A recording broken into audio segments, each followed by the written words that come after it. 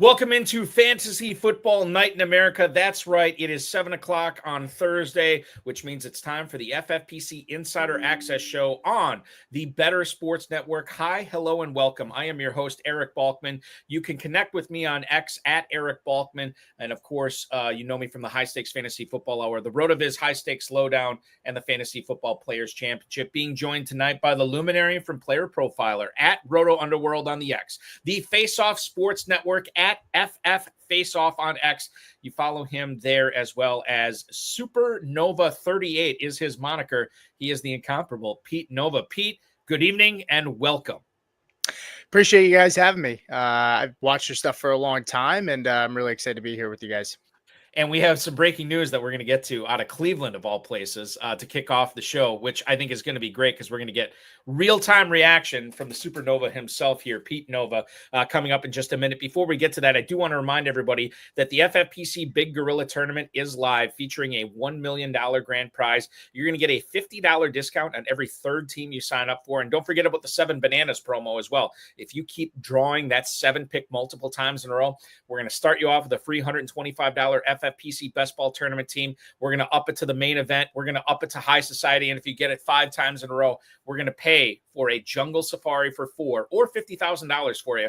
You could suck at fantasy football, but if you keep getting that 7-pick multiple times in a row, we here at the FFPC will reward that kind of behavior at myffpc.com. Don't forget about our flagship event, the main event, another $1 million prize up for grabs in that. We have live drafts and slow drafts going on for that as well. The FFPC Best Ball and Superflex Best Ball tournaments going strong at myffpc.com. Best Ball tournament features a $300,000 grand prize. Superflex has a $100,000 grand prize. You can enter for $125,000 and $35,000 respectively there. We just added a $100K grand prize, or $100K runner-up prize for the Best Ball tournament this year. Drafts available slow and live there. And of course, if you love playing Dynasty like Pete and I do, myffpc.com is where to go for that. Entry fees start at $100. They go up to $5,000. 2,000 plus FFPC Dynasty leagues over the last decade and a half.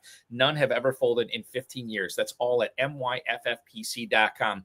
We'll be covering the live action here tonight going on with the Tennessee Titans and the Atlanta Falcons. I also want to give a shout out to our producer, Matt Deutsch, who is behind the board, pushing all the correct buttons and making us look really, really good. Pete, who have been drafting Quinshon Judkins, are looking really, really good right now, because we got news, I don't know, a couple hours ago, roughly 2 hours ago, Jordan Schultz from Fox Sports says that Quinshon Judkins is, quote, not going to face any formal charges. Prosecutors have declined to move forward with the case. And Jordan Schultz says this paves the way for him to come back to the Browns, which is going to happen, according to Schultz, quote, in the near future. He was previously charged with misdemeanor domestic battery.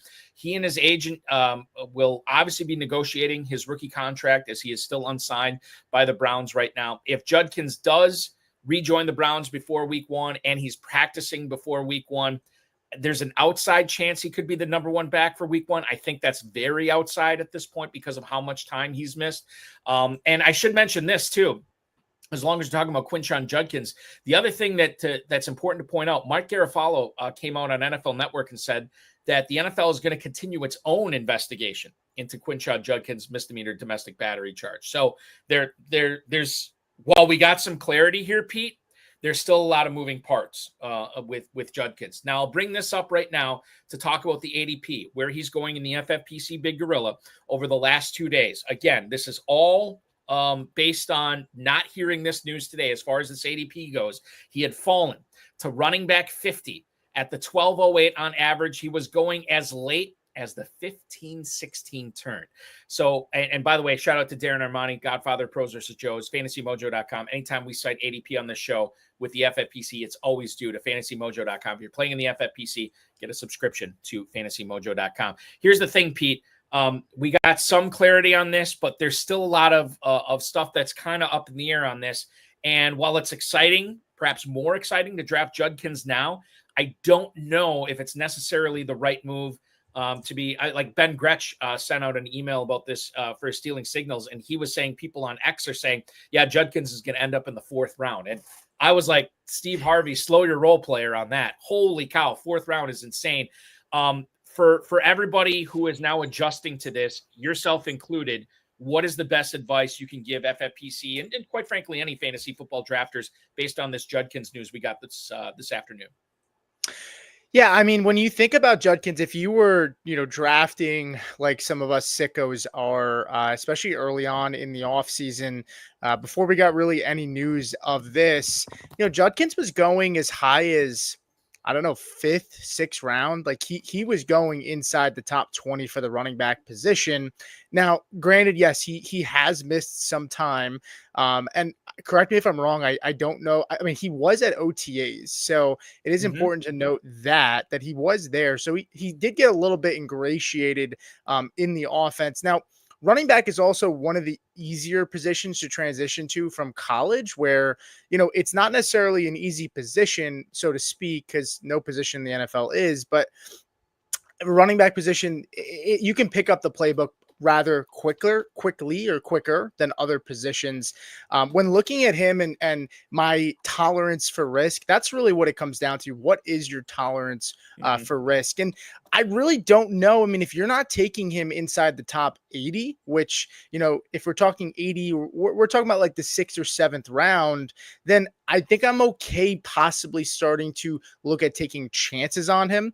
And I totally get that it could absolutely blow up in your face, right? Where, as you noted, the NFL is going to do their own investigation and maybe there is a suspension, or maybe it's something that gets tabled to next year, which we've seen sometimes happen. I'm not necessarily a lawyer, so I couldn't sit here and tell you how that'll shake out. But what I would say is if he's going somewhere around that, Brian Robinson and, Jaylen Warren area, which is about RB 31, 30.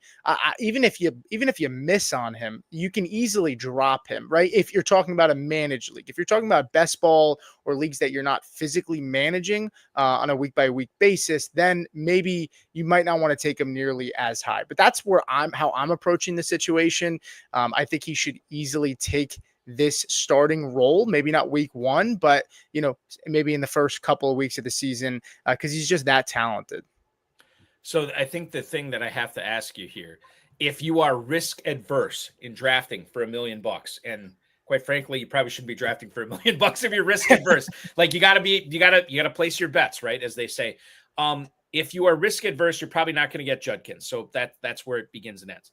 However, Pete, if you are looking to say, hey, I'm drafting here tonight on August 14th, we got less than a month till the start of the season. I am going to take some chances here. I'm going to have some fun in drafting Quinshon Judkins. What's the absolute highest that Pete Nova would be considering Quinshon Judkins in high stakes drafts right now? What is the absolute ceiling? In other words, this is the earliest you could fathom taking him, and you would not take him one pick before it. I would say probably about pick 74, or somewhere around where, Brian Robinson goes. And Kaleb Johnson. I'd say Kaleb Johnson, I would probably he would probably be the first back in terms of the order of how they get drafted. That's where I would be comfortable taking Judkins, is right before him, because I look at these offenses not necessarily similar, but Kaleb Johnson is a guy that I don't think is going to get a ton of receiving volume, right? It's going to be more of just a volume play for him. And that offensive line is really, really bad. And so I think Kaleb Johnson's a floor play, where Quinshon Judkins can provide a solid floor similar to Kaleb, but he also has a receiving upside. And this is a Kevin Stefanski offense where, don't get me wrong, last year it did not look great, especially for the running backs, but they didn't have nearly this kind of talent. And I think at the end of the day, we've seen talent always rises to the top. There's still practically a month left to go before the season starts, and he's only missed a few weeks. Heck, Terry McLaurin barely practiced this year, right? Now, Terry knows the offense and it's much different, but that's my risk tolerance. That's probably the absolute highest. I wouldn't take him over Tony Pollard. That's when it starts to get a little skittish, not over Harvey, probably not over Pacheco. I could consider it, but right where about Kaleb Johnson goes is pretty much where I would be willing to spend up the highest. And for everybody who's paying attention, as far as FFPC drafts go, this is that in that glut right there that Pete's talking about. Pollard 607, Pacheco 609, Kaleb Johnson 611. So you're looking at that 6-7 turn is where you're start to consider at least the ceiling as far as how high you should be drafting Quinshon Judkins. Now, speaking of reports out of Cleveland, we've got some differing ones considering Isaiah Bond. Yeah, remember that guy, Matthew Golden's teammate at Texas? He's in the news as well. So here's the thing with Isaiah Bond. ESPN's Adam Schefter reported earlier today that the sexual assault case against Bond has been no billed, and he will face no further criminal charges. Now, shortly after Schefter posts this, Bond posts a message on social media saying, "Hey, Cleveland signed me." And again, to have another Steve Harvey reference here in the first 15 minutes of the show, slow your roll player, the Browns have said that they are doing due diligence on Isaiah Bond and have not signed him yet. This according to the Cleveland Plain Dealers, Mary Kay Cabot. This is interesting, not necessarily for redraft, because when you think about all the players that have been there in training camp so far, Jerry Jeudy, Cedric Tillman, Deontay Johnson, even David Njoku, not to mention the running backs here, and then Harold Fannin, who was getting some number one or first team looks as well recently with Cleveland. Isaiah Bond, Pete, maybe not the most interesting guy for redraft leagues or even best balls this year, but in dynasty leagues, like maybe if you took a shot on him in the 4th round of your rookie draft, 5th round of your rookie draft, however deep it went, all of a sudden he becomes more interesting to keep on your squad before roster cutdowns come before the start of the 2025 season. Yeah, absolutely. There is a lot of space in this wide receiver room for the Browns, and make no mistake about it, Isaiah Bond was arguably it was projected to go 2nd round. Very, very talented player. His running mate Matthew Golden, right, goes in the 1st round. But if you actually look at both of them and their time at Texas in 2024, Isaiah Bond had more yards per route run than Matthew Golden, right? And this was a talented player where the situation, people just didn't want to touch it because similar to the Quinshon Judkins thing, right? Like he wasn't signed because the team wanted to wait it out, and maybe they feared that they would have burned possibly a draft pick. It was unprecedented waters there. But with Isaiah Bond, I mean, you could make a case to me that he could end up being the most talented player. And I say that while Jerry Jeudy is a 1st round pick in this room, I am a very, very big Cedric Tillman fan. Anybody who follows me knows that. But there is a case to be made that raw skill set wise, Isaiah Bond has possibly the highest ceiling out of anybody in this room if he can get his stuff straight. So we'll see how it goes, but I don't mind taking a flyer on him in Dynasty for sure, especially as I said, I mean, besides Tillman, besides Jeudy, you have, Jamari Thrash back there, and you have Deontay Johnson, who a lot of people were taking late in drafts. I think if you took Deontay Johnson late in drafts, you might be a little bit nervous, but you didn't invest too high in him. But overall, I think it's a really good landing spot for him when you look at the depth chart. Yeah, I think that when you consider everything going on here with Bond, listen, even in with the FFPC offering the 28 round best ball drafts, the standalone drafts, I think you can start looking at him at that point. If you really like the dart throws that are coming up in rounds 26 through 28, I don't know how much better they're going to be than Isaiah Bond, but Dynasty, like you said, is very, very interesting, Pete, and something that we will be keeping an eye on. Now, something that we were keeping an eye on that came to fruition this week, and I know you have some thoughts here on the contract itself.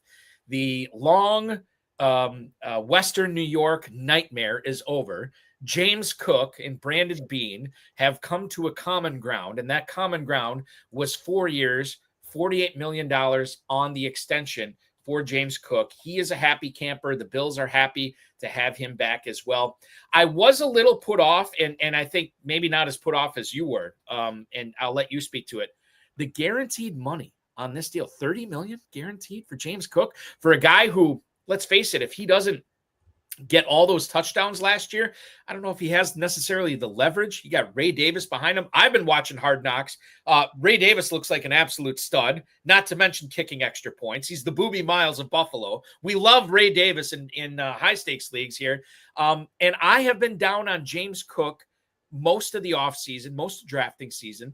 I don't think this contract changes it for me because I think there's a regression in the mean coming in. I'll let you have the floor here, man. Your thoughts initially when you saw this Cook extension and now knowing that he's in camp, what it does not only for how you're drafting James Cook in redraft leagues, but Ray Davis as well. Yeah, when I look at this room, I was pretty surprised. It appeared that James Cook, from the reports that we all saw, he was looking for an AAV of somewhere around 17, 18 million. And I never expected him to get that. It looks like maybe, he came to camp trying to show good faith by practicing a little bit, right? And then came to realize that the Bills were still not coming to play ball with him on the contract demands that he wanted. Maybe the solution here was to up that guaranteed money. I was pretty shocked. I did not expect him to get that much guaranteed.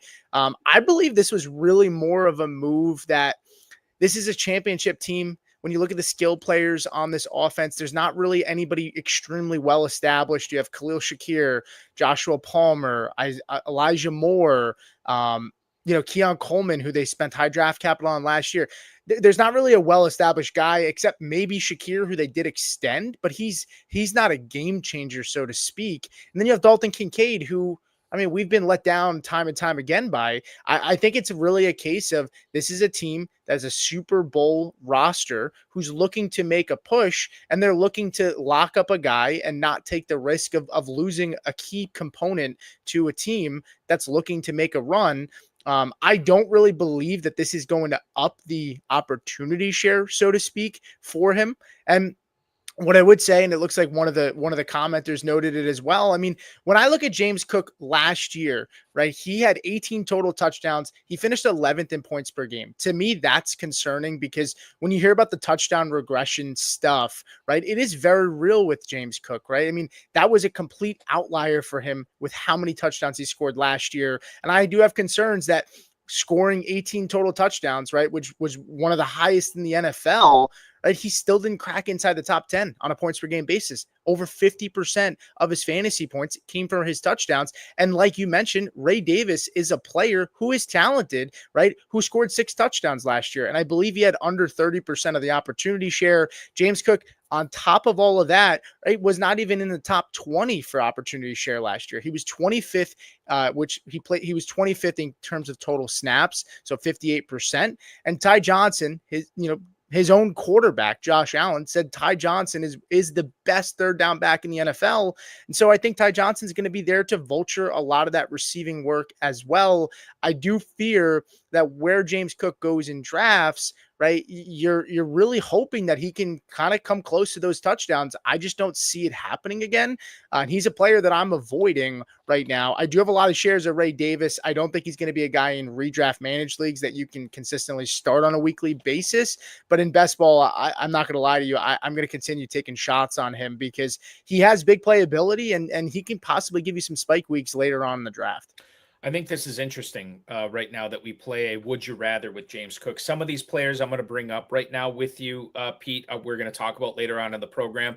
But I think you and I are lockstep on this. Like I've been fading James Cook for a lot of the reasons you mentioned. I think the Ty Johnson thing can't be undersold when you continue to think about how good of a pass catcher he is. And in order for James Cook to take another step forward to sort of rebut that negative regression in the mean that's coming with the touchdowns, I don't know if he's going to get it on third down. So if I put you on the clock right now and I ask you, would you rather have, and these are all guys going after James Cook in the FFPC Big Gorilla right now, would you rather draft James Cook or Breece Hall? I have Breece Hall ahead of him. Okay. James Cook or Alvin Kamara? I would go with Alvin Kamara. This may be a fool's errand, but I'll bring it up anyway. James Cook or Travion Henderson? I'm as big of a Henderson guy as possible. I have Cook one spot ahead of Henderson. So oh my God. So it's not a fool's errand. I thought for sure you're going to say Henderson over Cook. I love Trevion Henderson. I'm expecting a really, really nice second half of year for him. But I can't get too over my skis there. So yeah, I still have, I mean, I have to be reasonable about Cook. He's on a great offense, but I mean, I don't see him finishing outside the top 20. I don't see that upside for him as the guys that you mentioned already. I see that upside for them, right? I mean, Alvin Kamara, I mean, his floor is what, like 70 catches a season? And points per game wise, he's in the top 5 like every single year. So it's hard, but I just don't see that upside with Cook, and I don't see the volume enough being there for him. I think I know where you're going to go on this, but I have to mention it. James Cook or Chuba Hubbard? I would still stick with Cook. Okay, that's what I thought. That's what I thought. I'm going to go the other way on this. James Cook or Kenneth Walker. They're basically going identically at that 3-4 turn right now in big gorilla drafts.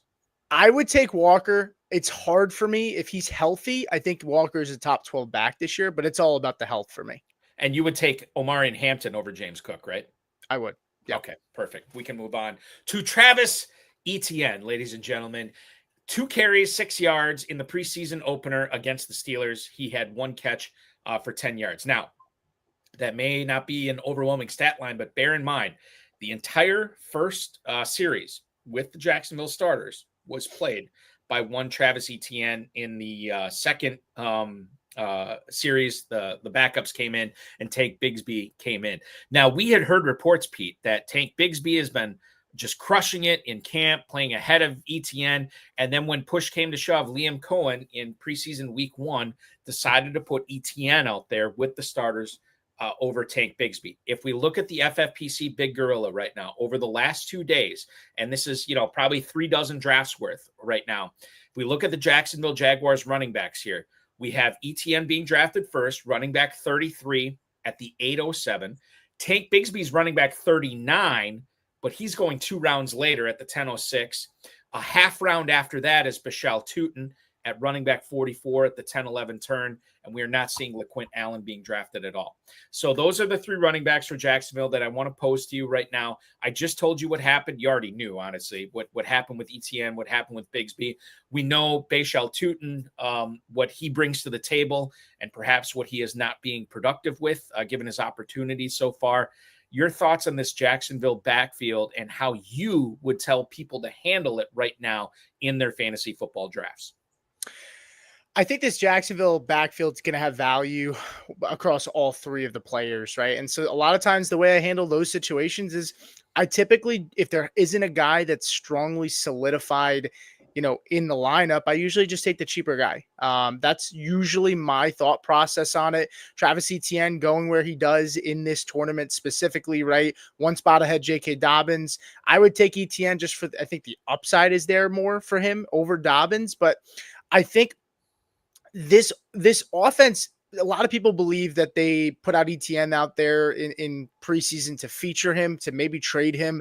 I'm still not buying the trade stuff. I know there's a lot of people that believe that. I'm still not there just yet.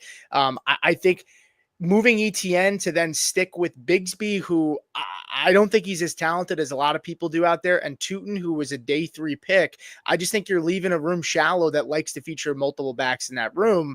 I think Etienne is going to be the best player in this group. I don't for fantasy, but I don't know how by how much.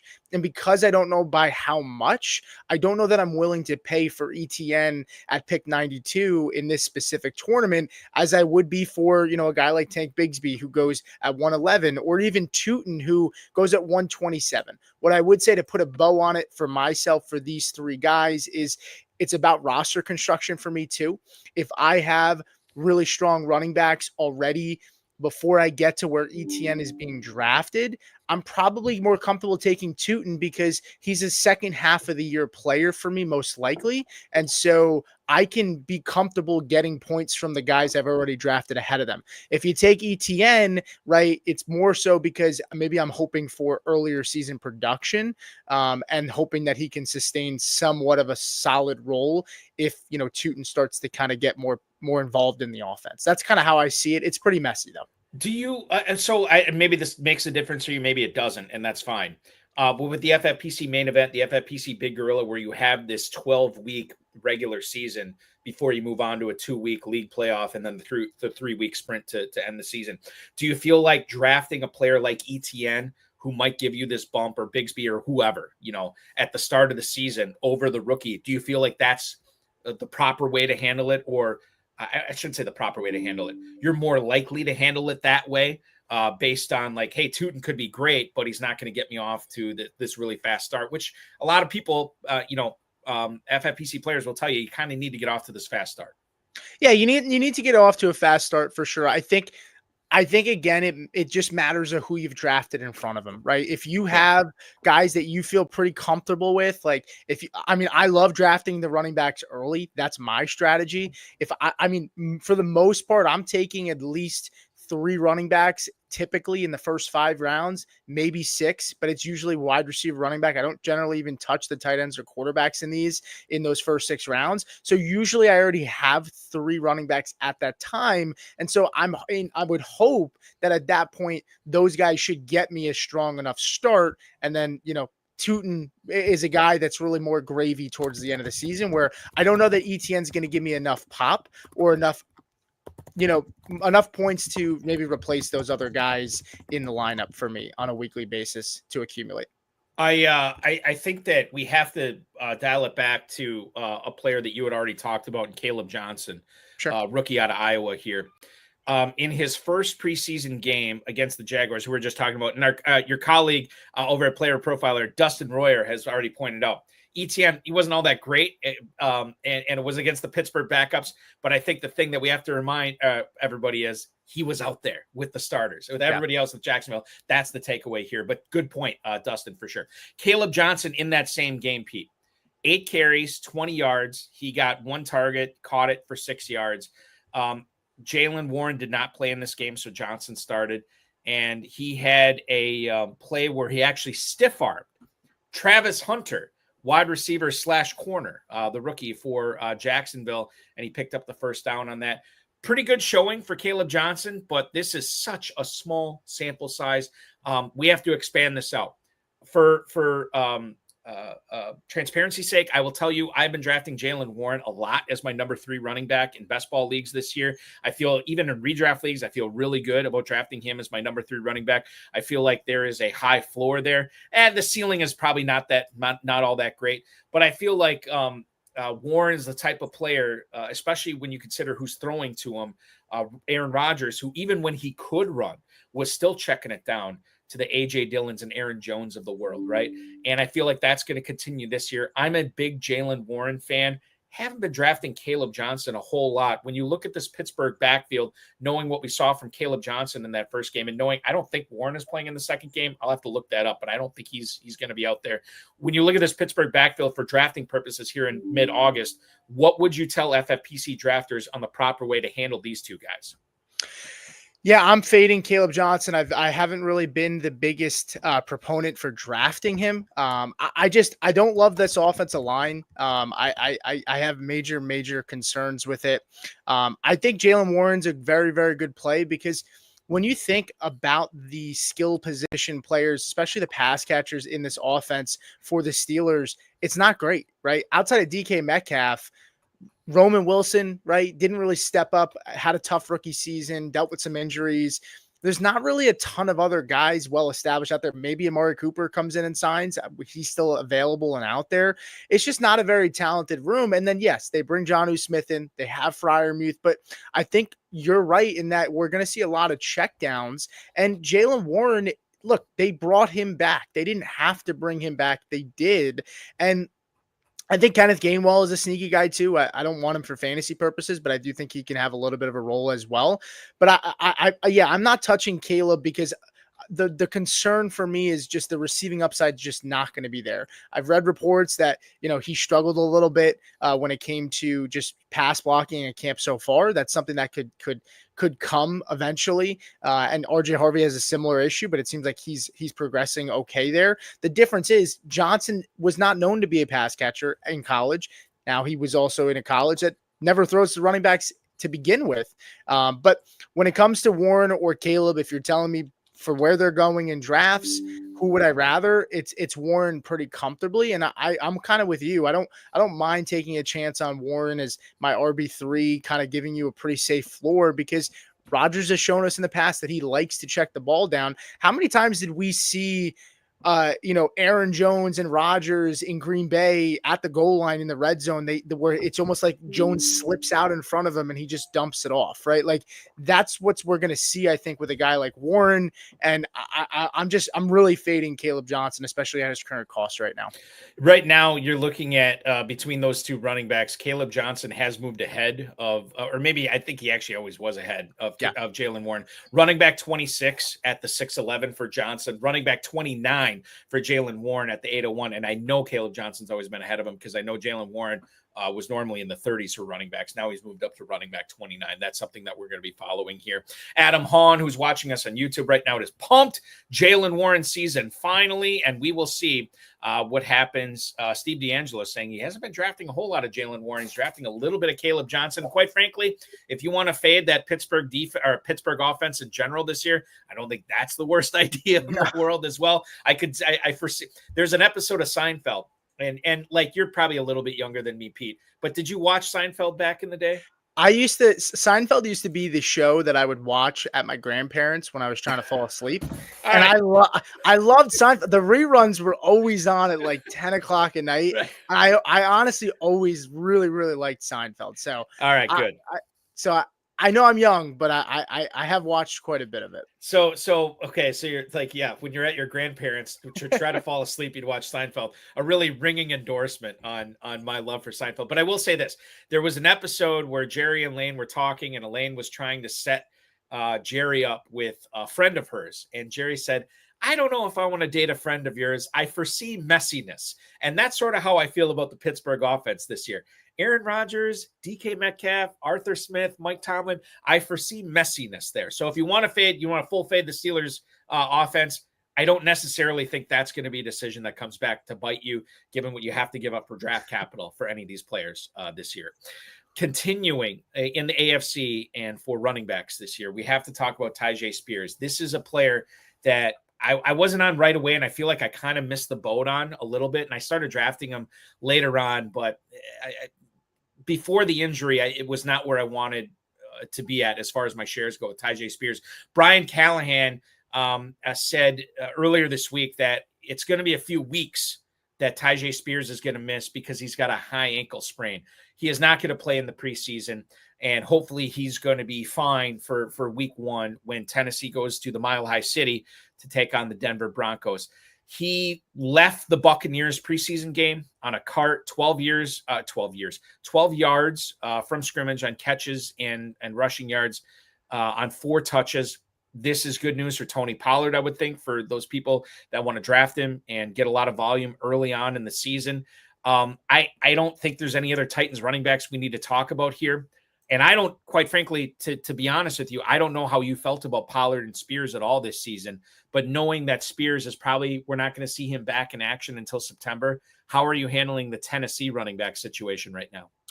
Well, it's ironic because it seems like we're pretty aligned in a lot of these players so far. And even our process seems pretty similar, which wasn't planned, so to speak.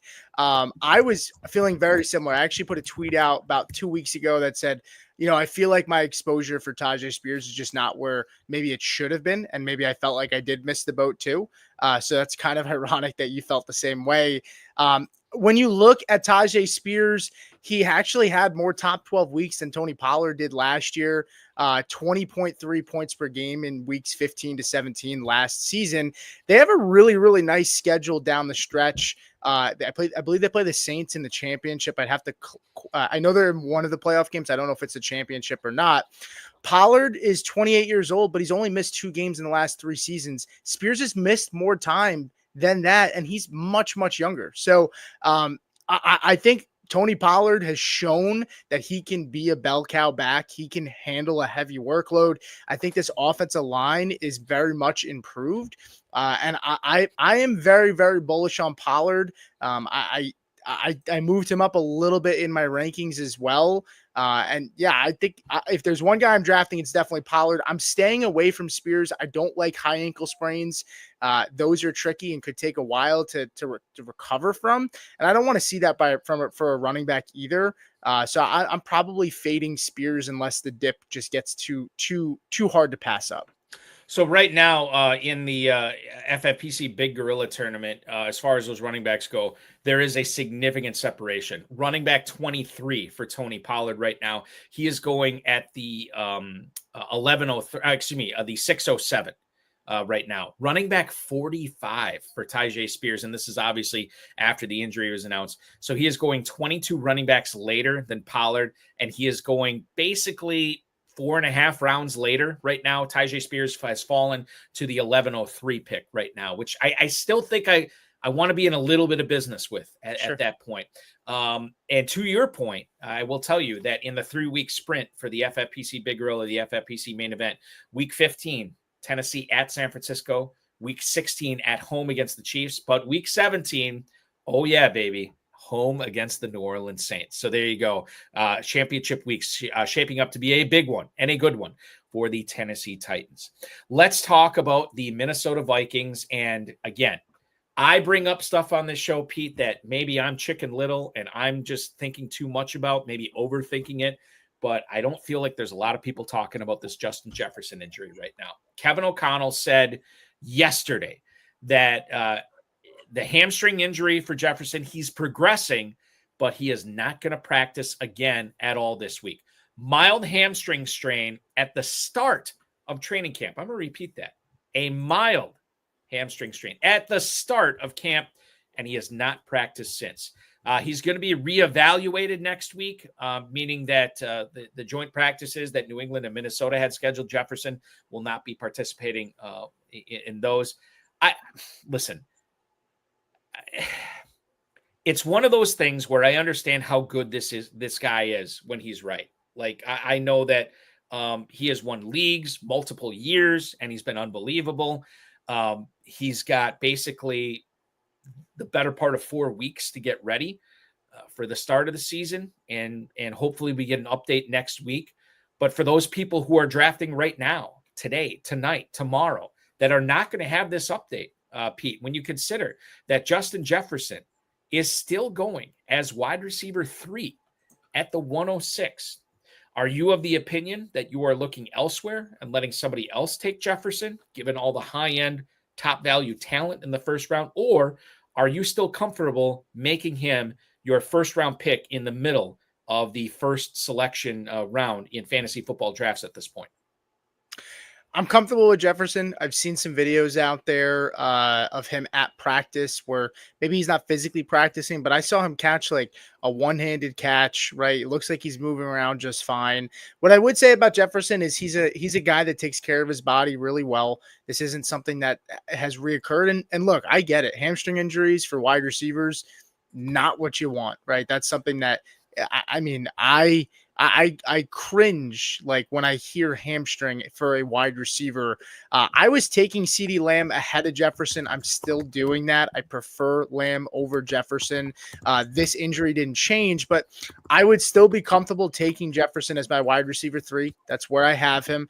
Ironically, the guy that goes right behind him is Malik Neighbors, who's also dealing with a toe injury right now. Who that I'm a little bit more concerned about than Jefferson. So I'm comfortable with Jefferson where he's going. I would, if I was giving advice to people right now and how they should draft. Look, if you're playing in a big time tournament, right, you got to take risks. And honestly, I'm taking Jefferson, assuming he's healthy. I think they're just being really precautious right now, as we have a ton of time left until the actual games start. If you're still drafting and we're a week out and that's still a thing, then I would probably have some caution. But if I'm drafting today, I'm assuming he's out there and he's healthy by week 1. I've been answering questions like this the last couple of weeks, and I'll bring it up. Like right before I came on the show tonight, one of my son is 11 years old. One of his friends called me and had a keeper league question, and listen, man, this is a tough question. I don't know how to answer it, but Up Like Trump 24, who's enjoying the show on Twitch right now, wants to know, Pete, He has Brian Thomas Jr. and he's got Trey McBride, and he can only keep one of these guys in his keeper league. Now, Brian Thomas Jr., if he keeps him, he gives up a 9th-round pick. Trey McBride, he would give up a 4th-round pick. I don't know the parameters of this league. I'm assuming it's non-tight end premium. What would you tell this our Twitch viewer tonight? Should he give up the 9th-round pick and keep Thomas, or should he give up the 4th-round pick and keep McBride? Yeah, I would. I mean, in a vacuum, I would pretty comfortably say take Brian Thomas Jr. The value that you're getting, the discount that you're getting in the 9th round is absolutely ridiculous. BTJ is going at the 1-2 turn right now in drafts. McBride for a 4th-round pick. It's really not a significant discount, right? It's probably 2 rounds, depending on what your league is at. It could be really more just a round or a round and a half. It's a nice discount to get for McBride, who, is going to have a phenomenal year, in my opinion. But you're getting BTJ. You could take BTJ for the 9th and then just pay whatever McBride's actual cost is, and go solidify an elite tight end. If you're only keeping one, right? I mean, you're assuming what other guys are being kept that might push McBride up higher than what his normal ADP is, but you could still get McBride basically where he normally would go, and I'd feel okay with that, because I'm not even a tight end elite guy early, but in this scenario, you could still go and get him because you're securing BTJ, and thus almost getting an extra pick in those early rounds. So I don't even think I would even consider taking McBride here, especially at that discount. So he said it is a regular PPR league. I am with you on this. Non-tight end premium, I think it's a slam dunk. It's Brian Thomas you keep here over Trey McBride. As much as it pains me to let Trey McBride go, I think that's what you have to do. We have semi-breaking news here. Dan Graziano from ESPN was just on SportsCenter, and this was interesting here. Pete, the report from Graziano is that Rashee Rice's hearing and potential suspension could impact, and here's the interesting part, the back half of the Chiefs season, end quote. And I bring that up just because does this mean that Rice is in for a massive suspension? Does this mean Rice is not going to be suspended until the latter half of the year? I don't know what to make of this. I know you probably didn't see this because this just came up while we were on the air tonight. Rashee Rice right now in FFPC Big Gorilla drafts, his ADP has fallen to wide receiver 29. He is going at the 5-6 turn. Basically, with 5-6 turn, 5-12 right now is where he's going, a full round after Xavier Worthy. You know as much as I do, and maybe we're going to be talking out of our rear ends on this. But the fact that Graziano says, quote, this is the kind of thing now that could hang over the back half of the Chiefs season with uncertainty. This does not give me the crazy good feels, the warm fuzzy feeling about drafting Rashee Rice, even at a discount. It would have to be a pretty significant discount for me right now. I have to adjust my rankings. I'm not there just yet. Prior to even getting any of the news today, I had Rice as my wide receiver 20. I think I'd probably have to bump him down. And the tough thing about this is you would want the suspension to be early on in the year, in my opinion, right? If it's the first couple of weeks, because number one, you're going to deal with injuries. You're going to deal with bye weeks, right? And Rice could be missing during a pivotal time in your season where you need to win football games.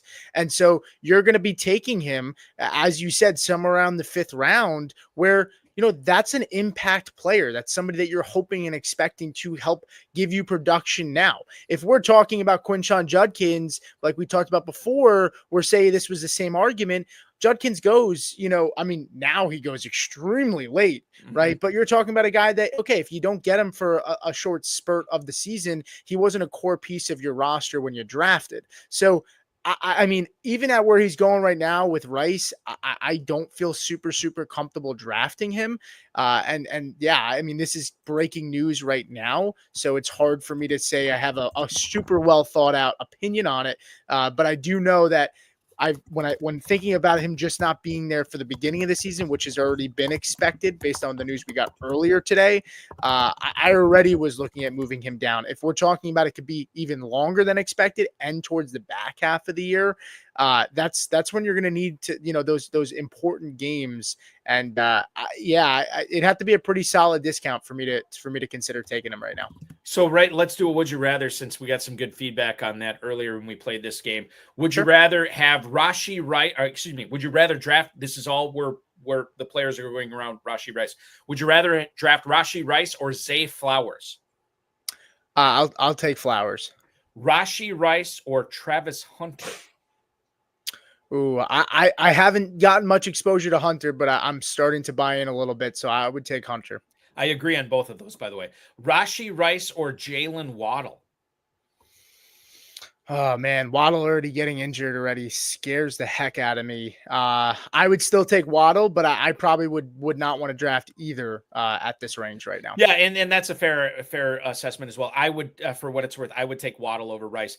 I'll go even further down the board. Rashee Rice or Jerry Jeudy? Judy's at 74. If Rice fell there, it would be a little bit more palatable. I would take Rice over Jeudy. And then the last one, Rashee Rice and we're going to talk about this guy later on. So don't shoot your everything all over the place yet. I don't know if YouTube was going to demonetize us. Yeah. This is terrible. Rashee Rice or Emeka Egbuka? I would take Egbuka. We don't have to go too deep into it, but I would take Egbuka. Okay, so I would agree with you on Egbuka, for sure, and we'll get into that. Mile High Luke, who is a longtime viewer of this show, said, if we get the production we expect from Rice early, which quite frankly, based on this Graziano report, and it's still evolving, we may come back to this when there's more, nuance to it, because I don't have the time to research it right now. Then have 4 to 5 weeks to figure out, to fill in the weeks he potentially misses. And obviously we want him to miss early on in the season, right? When we don't have bye weeks, when we can, utilize the depth that we've drafted to fill in for him.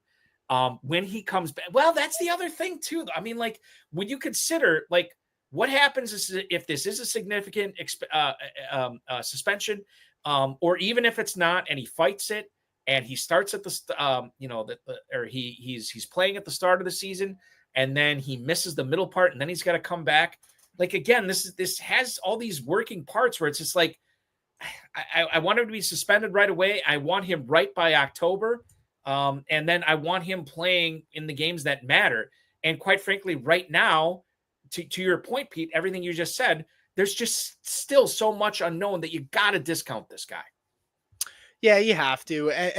And when I look at Rashee Rice and I look at the Kansas City Chiefs and their schedule, you also have to factor in, the bye week, right? And the bye week for them, I'm trying to take a look there. It's week 10, right? And his hearing with the NFL is September 30th, right? So we're already talking, say Rashee Rice gets suspended. Let's just call it, say the suspension happens week 5, right? And we lose him for week 5, week 6, week 7, week 8, you get him for week 9. And then if it's a 4 game, I'm assuming it's a 6, right? You might not have him until, we're talking about week 13. And then by the time he comes back, he gets Dallas, but he's going to play against the Houston Texans, who are one of the best secondaries in the NFL in week 14. And then you get right into the fantasy playoffs. You play the Chargers, who I think are a really, really up and coming defense. I think they're going to be good this year. Then he plays the Denver Broncos in the championship against, Pat Surtain and arguably the best secondary in the NFL. So even the games where he would come back and produce for you, I have concerns about the matchup. So I'm expecting a 6-game suspension at this point. It's just concerning. I don't know. Got situations like this. Unless I'm getting a significant discount, I don't want the headache. These guys are you also got to factor in that, if you don't have IR spots or you don't have spots on your roster where you're allowed to stash suspended guys on the IR, right? Now you're holding a roster spot for him and he's practically not tradable. And if you do trade him, you're trading him at even a bigger discount than what you probably drafted him for, because people are taking on that risk. So I mean, I'm probably pretty comfortably. If you're telling me if I'm looking at the board here and I can take Chris Olave, I'm taking Olave over Rice. I would take Rice over Jacoby Myers, but Chris Olave goes even farther than Jerry Jeudy, and I would rather take Chris Olave and roll the dice there. So, just a situation and a headache that I already have too many headaches in the season. I don't need any more. Scott White, who covers fantasy baseball for CBS Sports, and I've followed him for years for my fantasy baseball teams, but I will say this.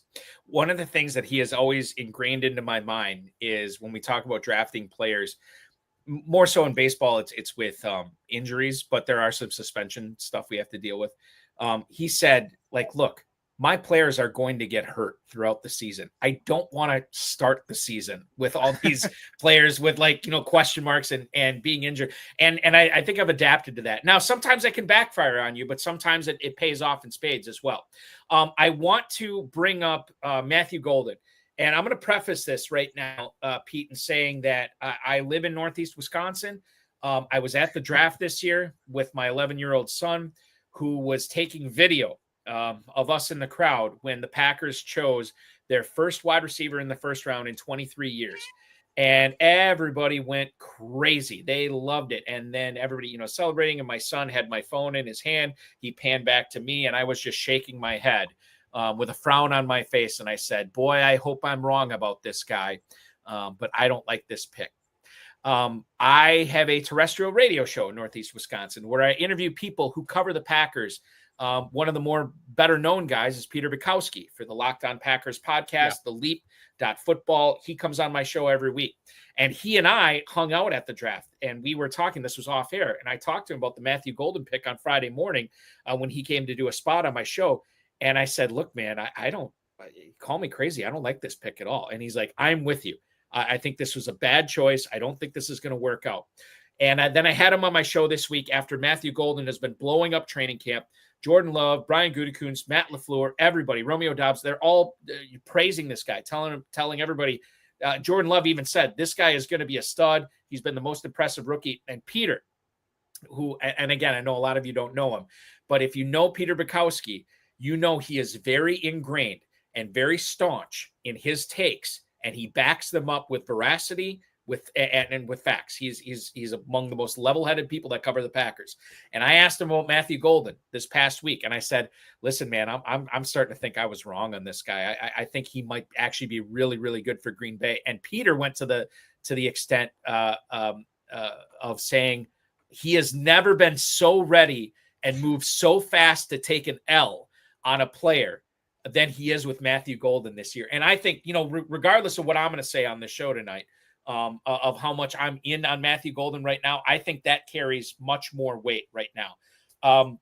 Matthew Golden has dropped like one pass all mini camp, all training camp long. He's been unbelievable. Peter talked about, and I went back and watched some of the plays that they've been able to post on X, the fluidity that he has, where he can get up to top speed, make the catch without slowing down, and continue. This is stuff he was not asked to do at Texas. This was stuff we didn't know he'd be able to do in the pros. And he's been doing it in the preseason. He did it we had one really good play before he got taken off the field. And maybe that's a good thing that he was taken off the field against the Jets early on. This is a player that I am willing to admit that I was wrong on. And a lot of people would probably tell you the same thing. However, he's only ascended to that 7-8 turn in the FFPC Big Gorilla. Wide receiver 41 right now. This is Stephon Diggs, Deebo Samuel, Jordan Addison, Juwan Jennings territory. I don't know how you felt about Golden in the pre-draft process, and I've been talking a lot here, so I want to get your opinion on what you thought of Golden prior to the Packers picking him and what you think of him here now in mid-August. Sure. Yeah. I mean, I gave my thoughts on Golden on Player Profiler. We did a bunch of, rookie previews and just mock drafts in general. And I liked Matthew Golden. I had him as a guy that I'd be taking somewhere on that 1-2 turn, even pre-draft process. I didn't actually hate the landing spot as much as everybody else did. I think when we think about, or when we look at the situation in Green Bay, my biggest concern is game script. This is a really good defense. a really, really good defense. I don't think people truly know what Jeff Hafley is doing there in Green Bay. Like I truly think it's one of the better up and coming defenses that people just don't talk about enough when talking about the best defenses in the NFL. But I think they have a really good defense and they have a really good running back in Josh Jacobs. So that part of that had me hesitant on buying into Matthew Golden for redraft.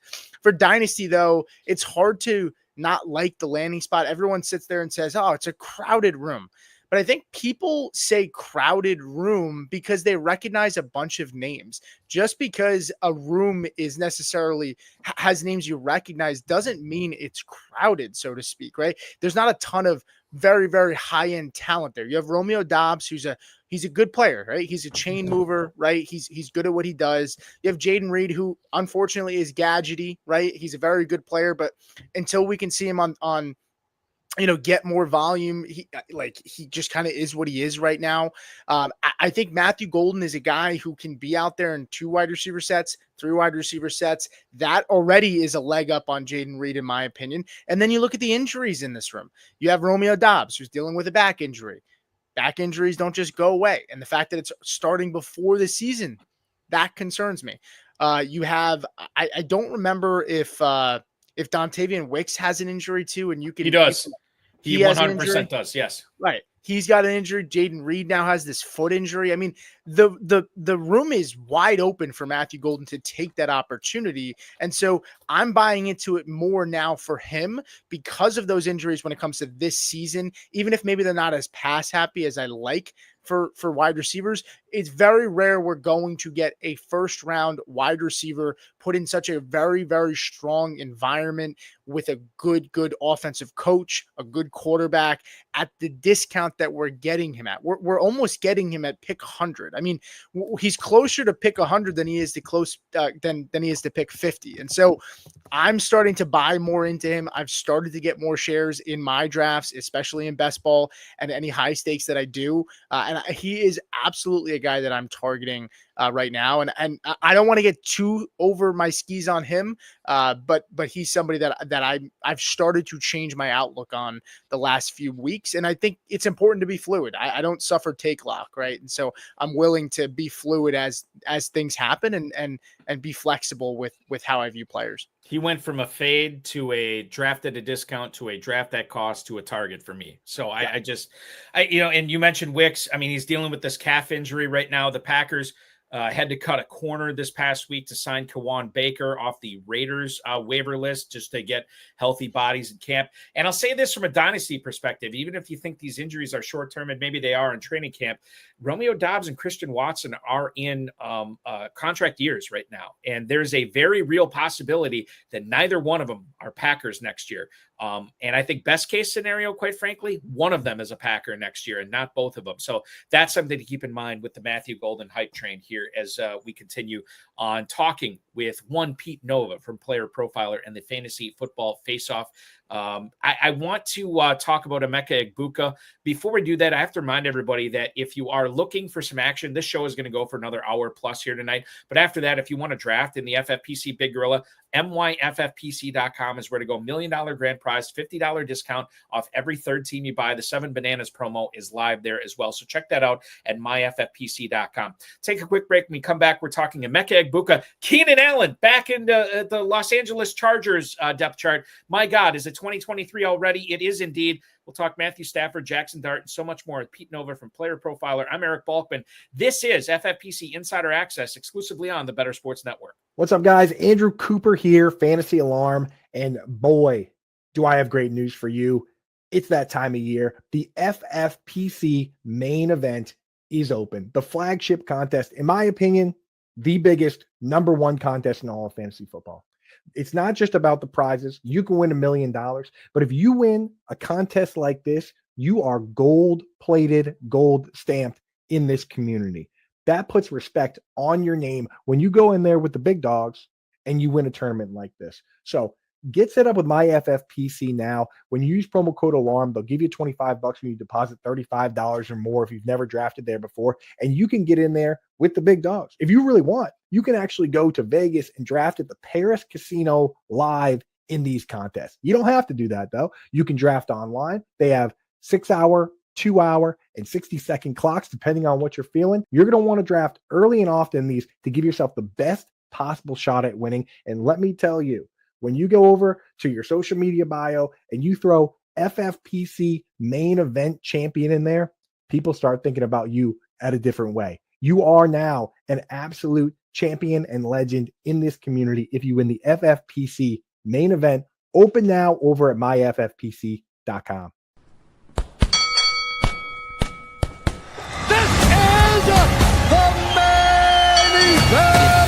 Event draft we are drafting season. A main event team on FFPC, $2,000 entry team.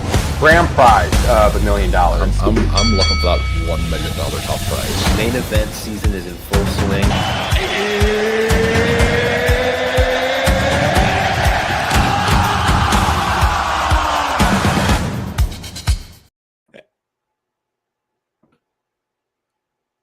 Everybody drafting in the FFPC main event right now, kudos to you. And I will tell you that all of our tournaments, and literally all of them right now, Super Bracket, Terminator, the FFPC main event, Big Gorilla, all pacing ahead of last year's numbers. So make sure you're signing up early.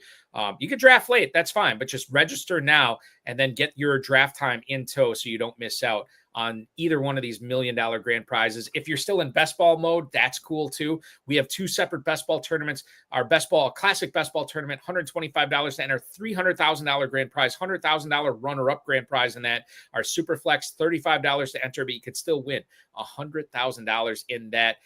Drafts are available right now, 30-second, 60-second, 2-hour, and 6-hour clocks at myffpc.com, myffpc.com. Pete, I'm glad to see that you or that I am not the only cat person on the show tonight, as your cat definitely made a debut tonight. I have 2 cats, and yours looks exactly like my Chip, the long-haired, the long black-haired cat. What is your cat's name? Does it have some football name or no? So I actually have a cat, not this one, but I have one cat named Denver because I'm a Broncos fan. Right. So we call him Denny. That last cat is it's a girl. We thought it was a boy, so we called him Jeffrey. And then when we found out it was a girl, my wife just started calling him Jeffy. And so now I don't know. Jeffy. I don't know if you can I don't know if there's a girl version of Jeffrey. So that's just now we call her Jeffy. I don't know. This is going to blow your mind when I tell you this, but I have a son and a daughter, 11 and 10 years old. They got these cats a couple years ago, and my son has Chip, who is a boy. My son Lucas has Chip, who is a boy, the cat. But the other one's a boy too. But my daughter desperately wanted to have a female cat. So even though it is a male cat, even though it is a boy cat, my daughter still named him Phoebe. So we have Phoebe, the male cat, and Chip, the male cat, in our house right now. I thought you were going to tell me that you just ran with it and said, yeah, it's a girl. And then when they get older, you tell them, yeah, it's actually a boy. We did do that, but Okay. She somehow found out along the way. So now we don't have to pretend anymore. It's like when they find out Santa's not real. And by the way, if they're watching this right now, kids, Santa definitely is real. Otherwise, you wouldn't have gotten all those awesome gifts last year. We have a gift on the show tonight. His name is Pete Nova. He's from Player Profiler and the Fantasy Football Faceoff. Joining me tonight for the next hour here on the FFPC Insider Access show on the Better Sports Network. We have a ton. My God, the Matthew Golden fantasy football team names are just rolling in right now. And it's fine. Like that, keep them coming, guys. We love to see it. But I do want to talk to you about one of the fastest and continuous risers in FFPC Big Gorilla FFPC main event drafts right now, and that is one Emeka Egbuka. Jenna Laine, who covers the Buccaneers for ESPN.com, said that Egbuka has been the standout performer in Tampa Bay training camp so far, and quite frankly, why wouldn't he be? We still have no good timeline on Chris Godwin. We know Mike Evans is getting up there in age. We know Jalen McMillan is not exactly a pedigreed guy, and I think that's how I'll address him tonight. Baker Mayfield did an interview. I don't know if it was Busting with the Boys or he did some interview last week. And the question posed to him was just, hey, how's training camp going? How, what's new? How's it going? And unprompted, he said, Emeka Egbuka is awesome. What? Like this should be like something that is just setting off bells, flags going off in our minds right now with Baker Mayfield unprompted wanting to talk about how good Emeka Egbuka is. And listen, man, he's a guy I'm light on. I got to get some more Egbuka shares. He's ascended to wide receiver 34 at the 702 in big gorilla drafts right now. He's moved ahead of Deebo Samuel, Stephon Diggs, Jacoby Myers, Chris Olave, Ricky Pearsall, and Rome Odunze. Now, I know you have strong feelings on at least a couple of those players here, Pete, but just talking about Egbuka in a vacuum, what do you, and maybe this is a Chris Godwin question as well, but what do you envision for Egbuka this year? Evan Silva brought this up. I'm going to preface this, and I want you to weigh in on this. Evan Silva brought this up on Establish the Runs podcast about how nervous he is about this Tampa offense, not only for regression to the mean, but the fact that Tristan Wirfs is going to be missing a good chunk of the start of the season. And they have kind of an also-ran stepping in at tackle at that spot. How do you think that affects the Tampa offense? Granted, I want you to talk about Egbuka and Godwin here, but maybe this is more of a wide scope that you can talk about how you feel about the Tampa passing game in general as we are less than a month from the start of the NFL season. Sure. Yeah, I'll start off with Egbuka, and then we can kind of branch out from there. I've been bullish on Egbuka. I don't try to overexpose myself to too many rookies on one team, so to speak. I'm not going to be pairing him up with a ton of rookies. So that's usually my process there. But with Egbuka, I'm going to paint the picture or paint the timeline a little bit. And red flags have gone up for Chris Godwin for me a ton, right? I think the contract was a mistake, right? You have a defensive-minded head coach in Todd Bowles, and rather than going and picking a guy like Jahdae Barron, who many had as one of, if not the best guys in the secondary, at least at the cornerback position on their boards, you had a ton of edge rushers. You had a ton of talent on defense for a defense in Tampa Bay that really needs the help, right? They did address it by drafting, pretty much all defensive players the rest of the draft. But Todd Bowles, who is a defensive-minded head coach, sitting there and saying, yeah, you know what? Let's go draft another wide receiver. When they had Jalen McMillan, who looked good last year, they had Mike Evans, who's been pretty much a staple of Tampa Bay since he came into the league for the last decade, right? And then you have Chris Godwin, who they just gave an extension to, knowing that he had an injury. So to me, the extension was done before the NFL draft. I don't know if they got word of, hey, it's actually a little bit worse, but he ended up getting a scope to clean things up. He's not practicing, hasn't practiced at all. I just think the timeline of how things went, you have a defensive-minded head coach who could have taken a shot on all these talented players in the draft and said they hit on another wide receiver when they already had a pretty good wide receiver core, and they felt pretty good there. So I think all those things are red flags to me for Chris Godwin. I don't expect Godwin to start week one.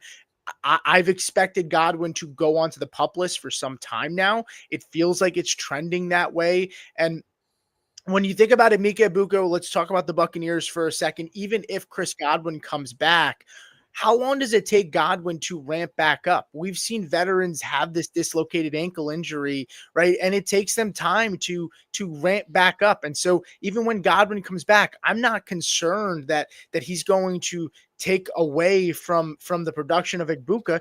Egbuka's talented. He's building a relationship, a connection there. And this is a team 9th in pass rate over expected last year. The Bucs were 4th in points per game last year, and their defense should be bad again. It's probably not going to be very good. They play in a division with bad defenses, right? They play against two teams in their division that play in domes. They play in good weather, so we can expect offensive production. And 11 personnel, 71% of the time, 8th most in the NFL last year. So 3 wide receivers were on the field, 11 for 8th most in the entire NFL last year. So even when Godwin comes back, I still think there's a role for Egbuka. Egbuka played in the slot and was able to play out wide in college too when asked, and he can do both. So I'm not concerned even for when Godwin comes back. I am still targeting Mike Evans. I think Mike Evans is the guy in this room. I think he's still going to be the best player in this room. I think for running backs, I'm still taking shots on Rachaad White, though the groin injury, a little bit of a concern for me. So I'm easing back on exposure there because I did like him as a solid flex play. And I think Rachaad White, if the injury is something that holds him out longer, we could see Sean Tucker eat into Bucky's role, because I think ultimately Sean Tucker is a better running back than Rachaad White. Rachaad White's a good receiving back, good pass blocker. And so I actually think that could hurt Bucky, not to the point where it's like I'm nervous to draft him, but I think Tucker could carve out a bigger role than I had initially expected, especially if Rachaad White misses time. We'll have to see how that goes. But pecking order wise, I still love Mike Evans. I'm still drafting him. The depth of target has gone down a little bit for him, which is a little concerning. But camp reports have seemed pretty bullish on him so far, and especially some of the beat reporters that are pretty well in the know that don't BS over there. So I'm still going to draft Mike Evans. That's a little bit of an overview for the offense. I think Baker could regress a little bit. He threw a lot of touchdowns last year. I think that comes back down to the mean just a little bit, maybe somewhere around 33, 34 is what I'm expecting. I still think he's going to make some noise with his legs like he does and like we saw last year. But overall, I'm still extremely bullish. They promoted from within, even though Liam Cohen is gone. I know I'm getting long-winded here, but I'm trying to give you a little bit of a picture of how I see this Bucs offense shaking out. Yeah, I think that, you could make the case that the Bucs offense takes a step back, but Emeka Egbuka is still a smash, right? You could still see Mike Evans, churning out another 1,000-yard season, right? Bucky Irving could be really good. I always bring back, and this is your player profiler, a colleague in Dan Williamson, who hosts Stack Hunters with Bradley Stalder. He co-hosted the show with me last month or 2 months ago or whatever. And he said last year there were 3 running backs in the Buccaneers room. There was Bucky Irving, a.k.a. Bucky. There was Sean Tucker, a.k.a. Tucky. And there was Rachaad White, a.k.a. Sucky. So there you go. Those are the 3 running backs there. I think this is going to be compelling. I don't say this lightly. I just feel like if you're taking Emeka Egbuka in the 7th round right now, of all the picks that you can make, I don't think that's one that you look back in January and say, God, I wish I had that one back. I really think that was a missed pick. I don't think you're going to say that about Emeka Egbuka. He is quite firmly ahead of Chris Godwin right now, and 2 rounds ahead. And my personal feeling, I think this could be a lost season for Chris Godwin based on how it's going right now. I reserve the right to change my mind. Obviously, these things can change on a dime in training camp and then, of course, later on in the preseason. But right now, I haven't taken Chris Godwin since they've taken Egbuka in the 1st round, and I feel really good about that. Moving on to Keenan Allen. Apparently, Daniel Popper from The Athletic is reporting that he thinks the Chargers are going to play him at Z receiver this year most of the time. It was an interesting signing for many reasons. I think it was $8 million, I want to say, was the contract that Keenan Allen got from the Chargers.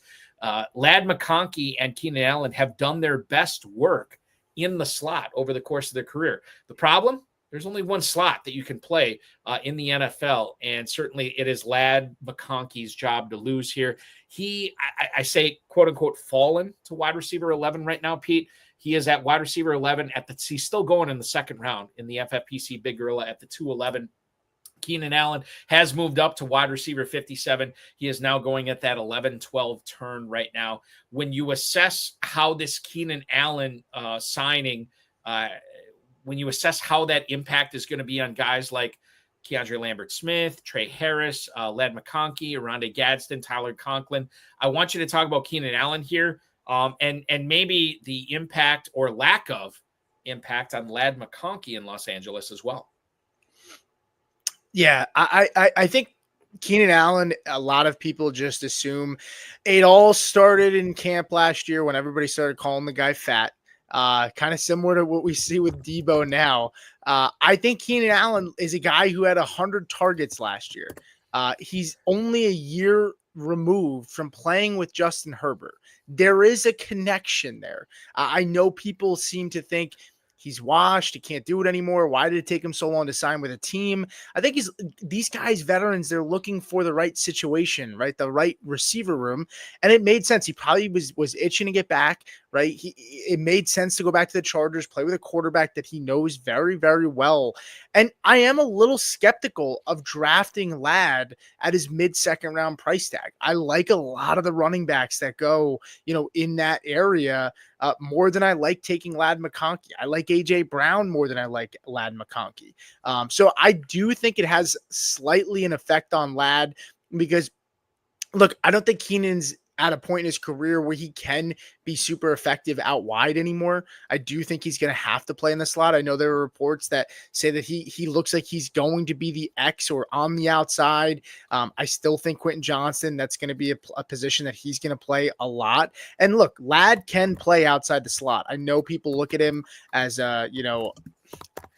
for lack of a better way to put it, a gym rat kind of guy. You kind of get what I'm getting at here. Like he looks like a small slot guy that you just don't see him play out wide. He can, but I think the ceiling is a little bit lower than I had hoped for in an offense that wants to run the football. I understand that they brought in Trey Harris, right? I understand. I like KLS. I think he's a nice guy to stash on dynasty rosters, but they drafted a first round running back. They brought in Najee Harris, who the heck knows what's going to happen with him.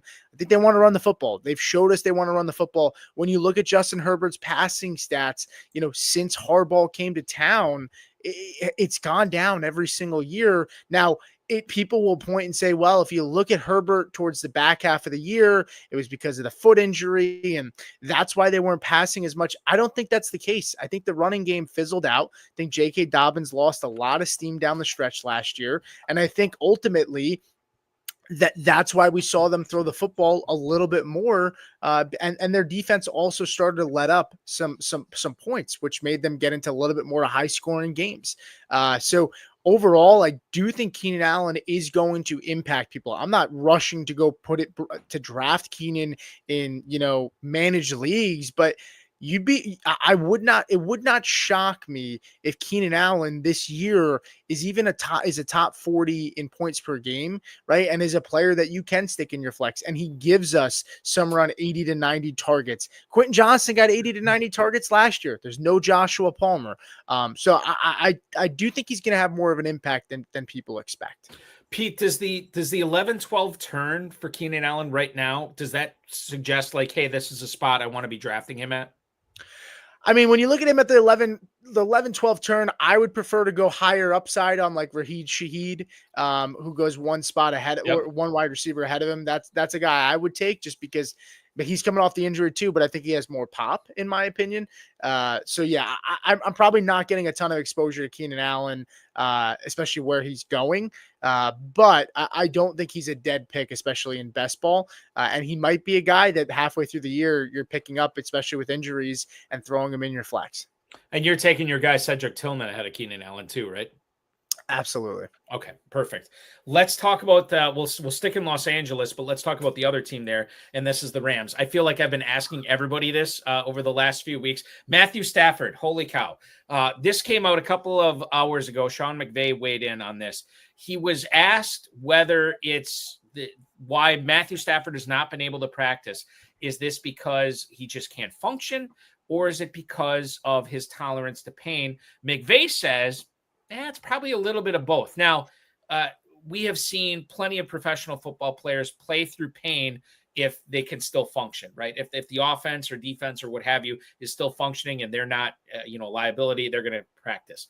So we're not surprised, I guess, to hear this from Sean McVay. But when you hear a leading question asked by a journalist that's definitely not refuted and in some respects kind of confirmed, I think this is interesting.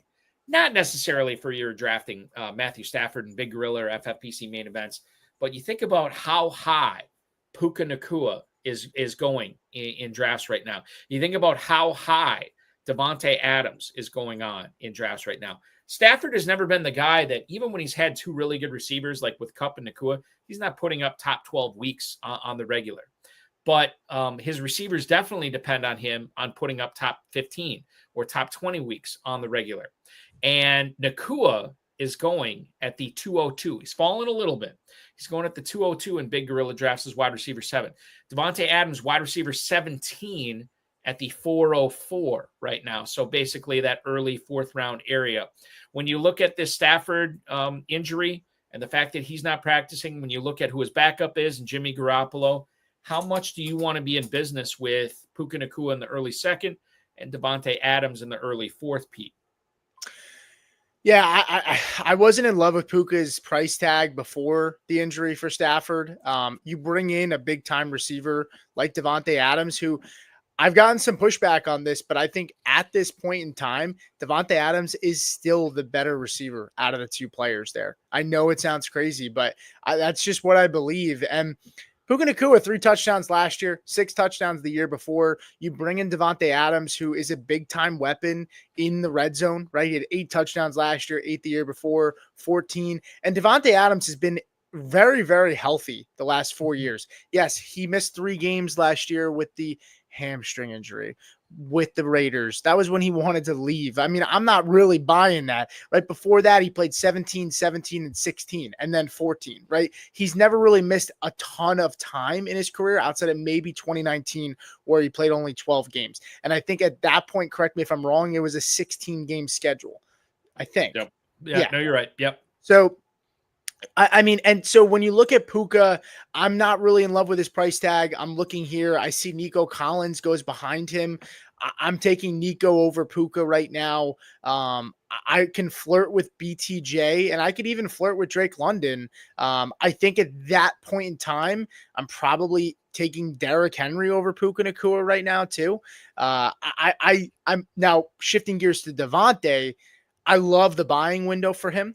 I think right now, even at his cost, people are concerned about Jimmy G, right? But you're talking about getting Davante in the 4th round. That's very, very palatable. And Davante Adams, 9th in points per game last year, outside of 2023, where he's 15th in points per game, playing with bad quarterback play in 2023. He still was 15th in point. Like, his floor is extremely high. They love him. And let's also remember that his time with Jimmy G was not as bad in the beginning until he got injured. When you look at Jimmy G in 2023, when he was throwing him the football, it was not as bad as everybody makes it out to be. I mean, I'm looking here, and correct me if I'm wrong. Jimmy G was with them in 2023, or was it 2022? I'm going to look that up right now. Keep going. Okay, because I'm looking at him in 2023, and you're getting 9 targets, 8 targets, 20 targets through the first 3 games. Now, I'm assuming this is Jimmy G, and I'm hoping that you're going to be able to corroborate that for me before I continue here. Garoppolo, Rams in 2024, last year, Raiders in 2023. Okay, so that was correct. So it was Jimmy G, and I knew that it was. I remember looking at this a couple days ago, but you're talking about Jimmy G gave him 9 targets, 8 targets, 20 targets, 13 targets. Then he got hurt, and then he missed a couple of games. And then when he came back, he just didn't look right. And then obviously we've all seen the receiver show, but Davante put up great numbers with him. He peppered Davante, 12 fantasy points, 20 fantasy points, 42 fantasy points in the first 3 weeks when Jimmy G was the quarterback. And Davante is also a guy that's, he's not going to be quiet about his feelings if he's not getting the football. So I'm very, very confident in Davante. I like where he's going. And Jimmy G, for as much shit or crap as we get him, I don't know if we can curse on this. Yeah, you just did, so whatever. So as much flack as we give him, you could do worse at backup quarterback. And he was also with Oakland, with Vegas, with the Raiders. Now he gets to work with Sean McVay, who I think can at least put him in places to succeed. He's not going to be the sexiest guy out there. He's not going to maybe put them in a position where they're going to win a bunch of football games, but he's going to be able to man the ship in McVay's offense, who is going to cover up his deficiencies, similar to how we saw him in San Francisco with Kyle Shanahan in a similar system. The Stafford conversation is not over. We're going to see how this plays out over the next couple of weeks. And all Pete and I can do is offer up our analysis on what we feel about this Rams passing game at the moment, which I think Pete did to critical acclaim. Now, I want to move on here and do some would you rathers here. Sure. And specifically with the running backs here. We've touched on both these guys tonight, but I want to bring it back to you, Pete. If you are sitting in a big gorilla or FFPC main event draft, and you are deciding here in the mid-third round, let's say, between running backs, you're going to go with a running back, and you made up your mind. It's either going to be Omarion Hampton and the Chargers or Kenneth Walker for the Seahawks. Who would you rather draft at that point? I'm taking Hampton over Walker. When you look at Walker, it's really about the health. That's my biggest concern. I know, with him, if he's playing, you're getting very likely top 12 upside, possibly even higher. It's a really good system for him. Outside zone fits him perfectly. And he was 12th in points per game last year, right? Which is kind of in line with what I'm saying. But the foot injury is concerning for him, right? He's dealt with a ton of injuries in the past. He's never played a full season healthy. And he's already dealing with a foot injury. We're talking about a young guy. This is not a veteran. This is not a guy who's been playing for. We're talking about a young guy who they're trying to give vet rest days for because of a foot injury. I'm not buying that it's nothing. And I think Zach Charbonnet is a very capable backup and a very capable guy that is good in pass pro and could absolutely carry the load for them if they needed to, if Walker was hurt. And so I have concerns with Walker there. And with Hampton, first round capital for running backs have a very low bust rate. I think they're going to use him. We know they want to run the football there. Najee Harris's eye injury really opened up a path for more work in camp for him. It's a run-centric offense, 10th in run rate last year. And my only concern with Hampton is that, they just lost their all-pro left tackle. How much does that affect them there? The one other thing I would say to finish out from my side on this is with Hampton, I know people talk about Greg Roman's system, doesn't throw to the running back a ton. J.K. Dobbins, who is not known for his pass catching ability, was on pace for 40 receptions in 2024 outside of when he got injured. So, that is in the cards for him in my opinion as well. Let me piggyback off this a couple of different ways with both these players. Number one, Hampton. I have to ask you about Najee Harris. Apparently, he took a step ahead in his rehab. Evan Silva was talking about this on the Establish the Run podcast. He said he talked to, and he's a friend of an optometrist. And that optometrist, he asked him about, obviously this optometrist has not seen Najee Harris medical reports or anything like that. But he said most eye injuries, it's like 2 to 3 days. It's not, 2 months or whatever on. And he went as far as to say, and again, not trying to be hyperbolic, but this is what this guy said to Evan. By the way, check out establishtheRun.com as long as I'm giving credence to it. He said he thought he'd lose the eye. He'd lose the eye, Pete, which is just crazy to me. Now, he took a step ahead in his rehab. I've been grabbing Najee Harris in a few spots, not a ton, when he's gotten to, the Dr. King Schultz from Django Unchained, the ridiculous value.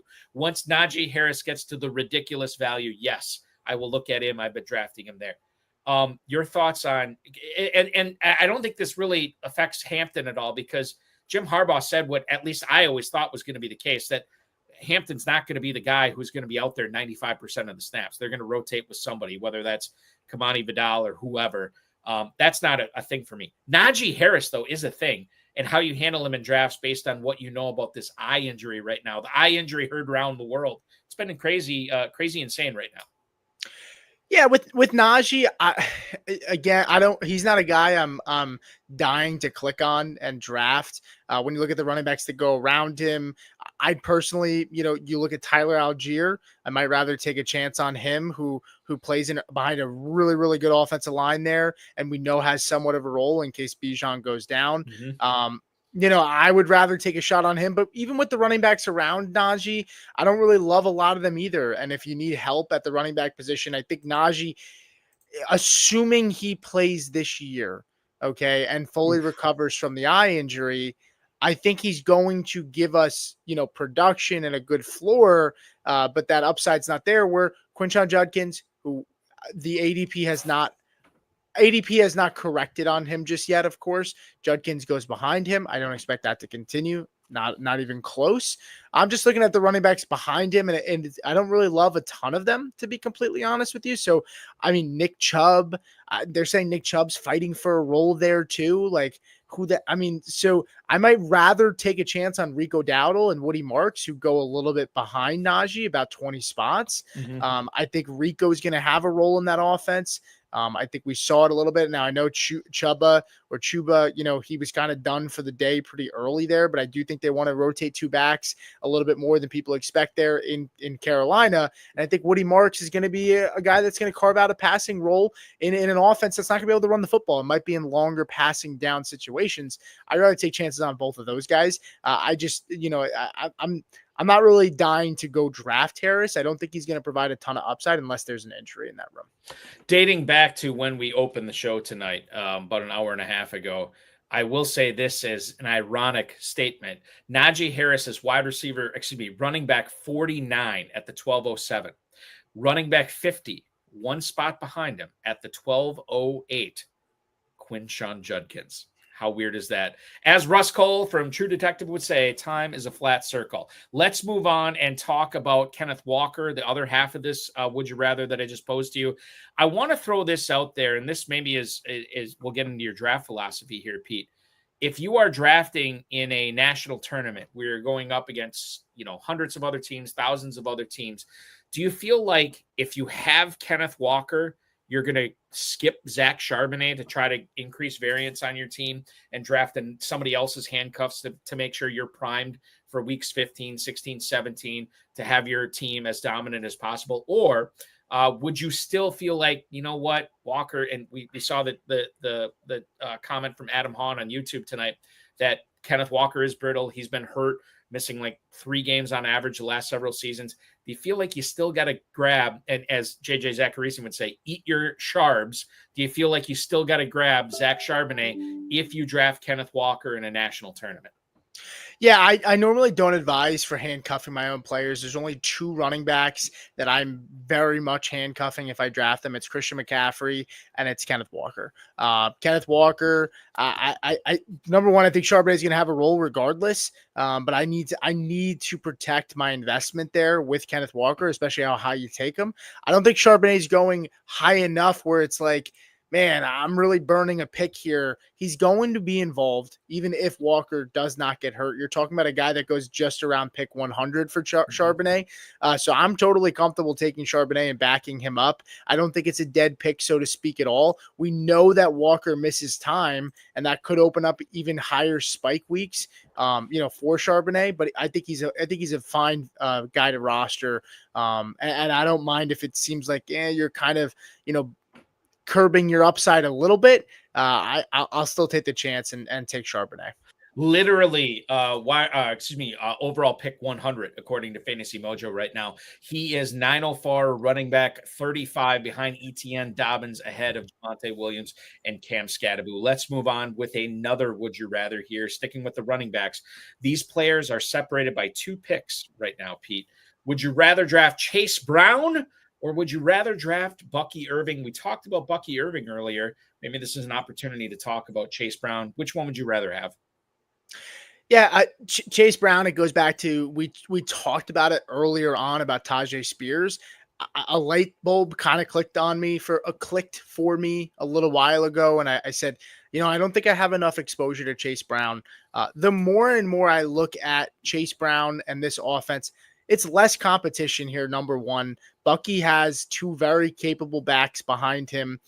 Chase Brown, while I do like Taj Brooks, I think Taj Brooks can have a role early downs if that defense holds up. But I think they're going to be in a lot of passing situations, which should benefit Chase Brown. And I think I'm not worried about Samaje Perine, who, sure, he'll have he'll play some snaps in the 2-minute drill where he's chipping and going out, and he's pass blocking a little bit more to help, Joe Burrow in that offense. But when I think about Chase Brown, explosive traits, right? There's a guy who ran 4.43 40-yard dash from weeks 9 to 7. He averaged 23.7 touches, 116 yards, 86.2% snap share.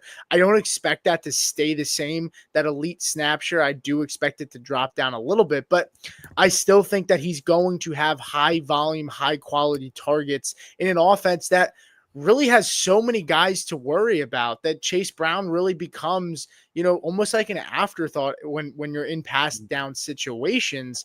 Bengals defense, as I said, I think they honestly could be worse this year which is kind of hard to do. I think they could be worse this year than they were last year. First preseason game was pretty promising with the starters. The first few drives, Chase Brown, 75% of the snaps, 100% of the carries, 30% of the targets, 60% of the routes run, 8 total touches, 3 receptions. I think they're going to have him heavily involved in this offense. It's not a knock to Bucky, so to speak, but I just think that the Bengals are going to be the better offense and have a worse defense, and he has less competition. So I'm banking on those. And the beautiful thing about Chase Brown is in many, many situations, you're getting him behind Bucky Irving, who goes higher. Now, I know right now, at least, and correct me if I'm wrong, Chase Brown is actually ahead of Bucky. That may have been a change in that ADP as of recent, because it normally was Chase Brown at that 3rd round and Bucky somewhere in the 2nd.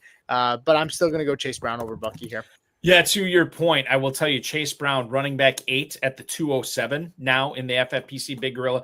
Bucky Irving is running back 9 at the 210. So you're looking at Brown about a quarter of a round ahead of Bucky Irving at this point. Want to drop down a little bit in the running back rankings and pick your brain on 2 polarizing players this year. You have Breece Hall, you have Alvin Kamara. A lot of people are worried about a potential timeshare in New York with Breece Hall, Braylon Allen, who's been moving up draft boards quite a bit, and Isaiah Davis. And then you have Alvin Kamara. Can this guy do it again at his age and in an offense that, let's face it, leaves a lot to be desired? So if you're looking at running back early in that 4th round in FFPC drafts right now, Pete, would you rather take Breece Hall there, or would you rather take one Alvin Kamara? Yeah, you're really putting me on the spot here, because I've been going back and forth with these 2 guys for a while. I'm very, very bullish on Kamara this year. I think his cost is very, very favorable where he's going. And I have Breece Hall 1 running back ahead of Kamara, but I'm kind of torn with the recent splits with Braylon Allen, right? With my concern about Justin Fields and, him taking a lot of the rushing workload. I have a little bit of hesitations with Hall, and I was thinking about it all day when we were prepping for the show, and I was like, I've been very close to putting Kamara ahead of Hall. I think I'm kind of willing to say that that's where I'm at currently. I would prefer to take Kamara over Hall. I think there's less touch competition there. I think Kellen Moore is going to make this offense, which quarterback situation's tough there, but I think it's going to be better. I think Kamara is going to be a focal point there. And we talked about earlier on the show, Kamara's floor has been like 70 receptions the last 2 years. I don't see him slowing down. There were some talks about, how Kamara wants less touches on the ground. I think I saw a report by one of the beat reporters, and the team wants to get him less touches on the ground, but I'm not concerned. Kamara is not a guy that's running for 1,000 yards. He gives us fantasy success through the pass game, where Breece Hall, a little bit of concerns there. Braylon Allen looks very, very capable, and an offense and a coaching staff that wants this team to be tougher, right? They want this team to play smash mouth football. And if Braylon Allen is giving them that and hitting you in the mouth, right, Breece Hall could lose some of those touches. But what I would say, to give you some ease on Breece Hall, I'm still not panicking. I don't think the goal line work matters a ton, because I don't think this offense is going to be in the red zone and on the goal line a ton anyway. I think Breece Hall is going to have a really, really strong role in the pass game that doesn't have a lot of pass catchers. That's the other thing to keep in mind, too, with New Orleans. All 3, and correct me if I'm wrong, chat room, which you've been electric tonight. Haener, Rattler, Shuck, none of these guys to me suggest a quarterback that when the chips are down, they're going to take off and run.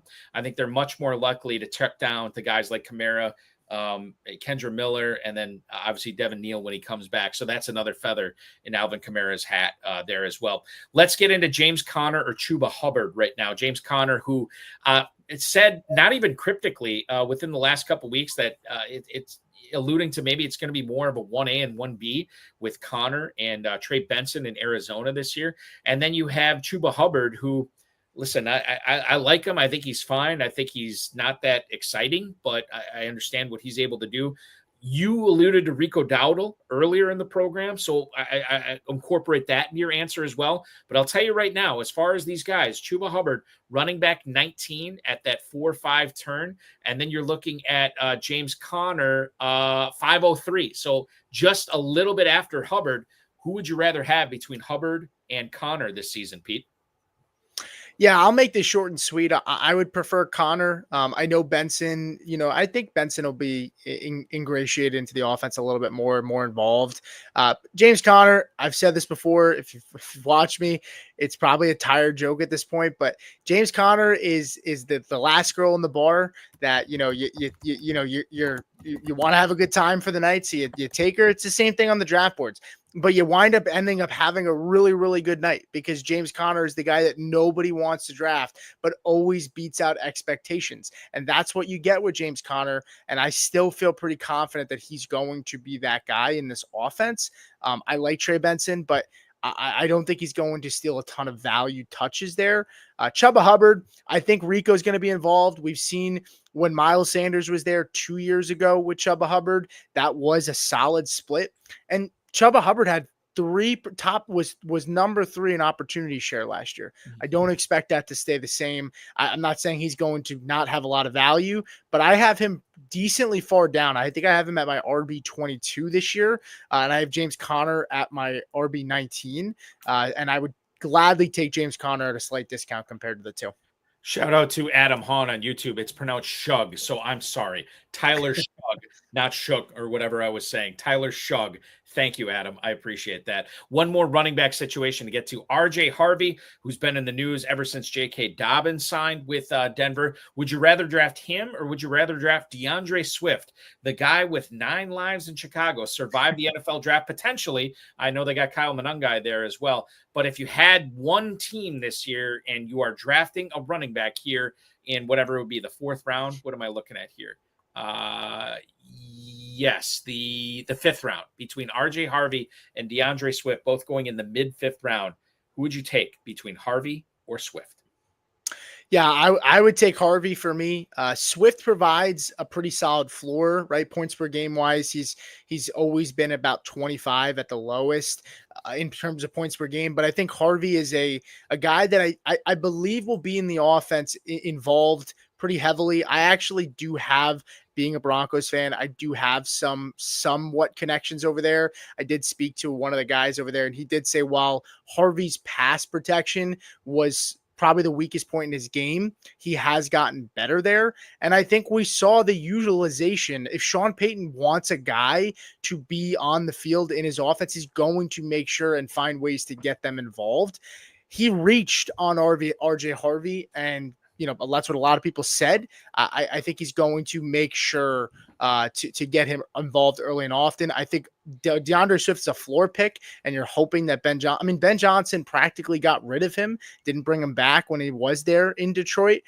I still have shares of Swift, especially when he does, people do fade him. I'll take him when he does slip a little bit because I think that running back room is really Swift, and then it's just going to be the rest of the guys eating up the scraps.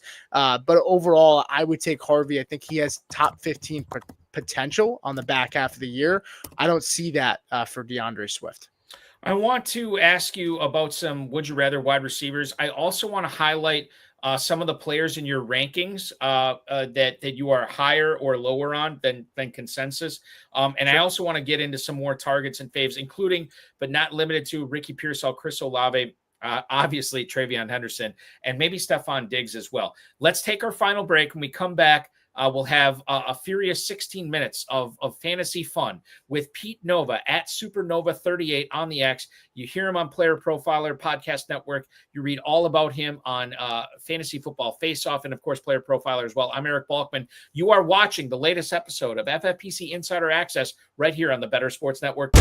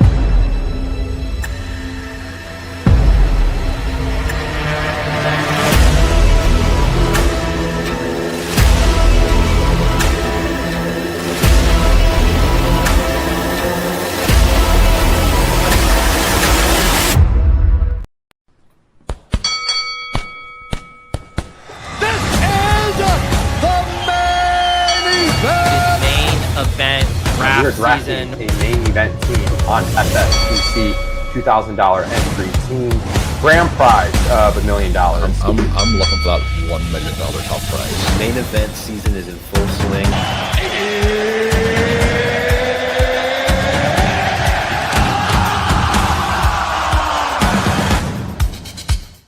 FFPC main events filling up at myffpc.com. And for you Dynasty sickos out there, I'm one of them. Check out Dynasty Leagues over at myffpc.com. Entry fees range from $100 to $5,000, 2,000 plus leagues over the last 15 plus years.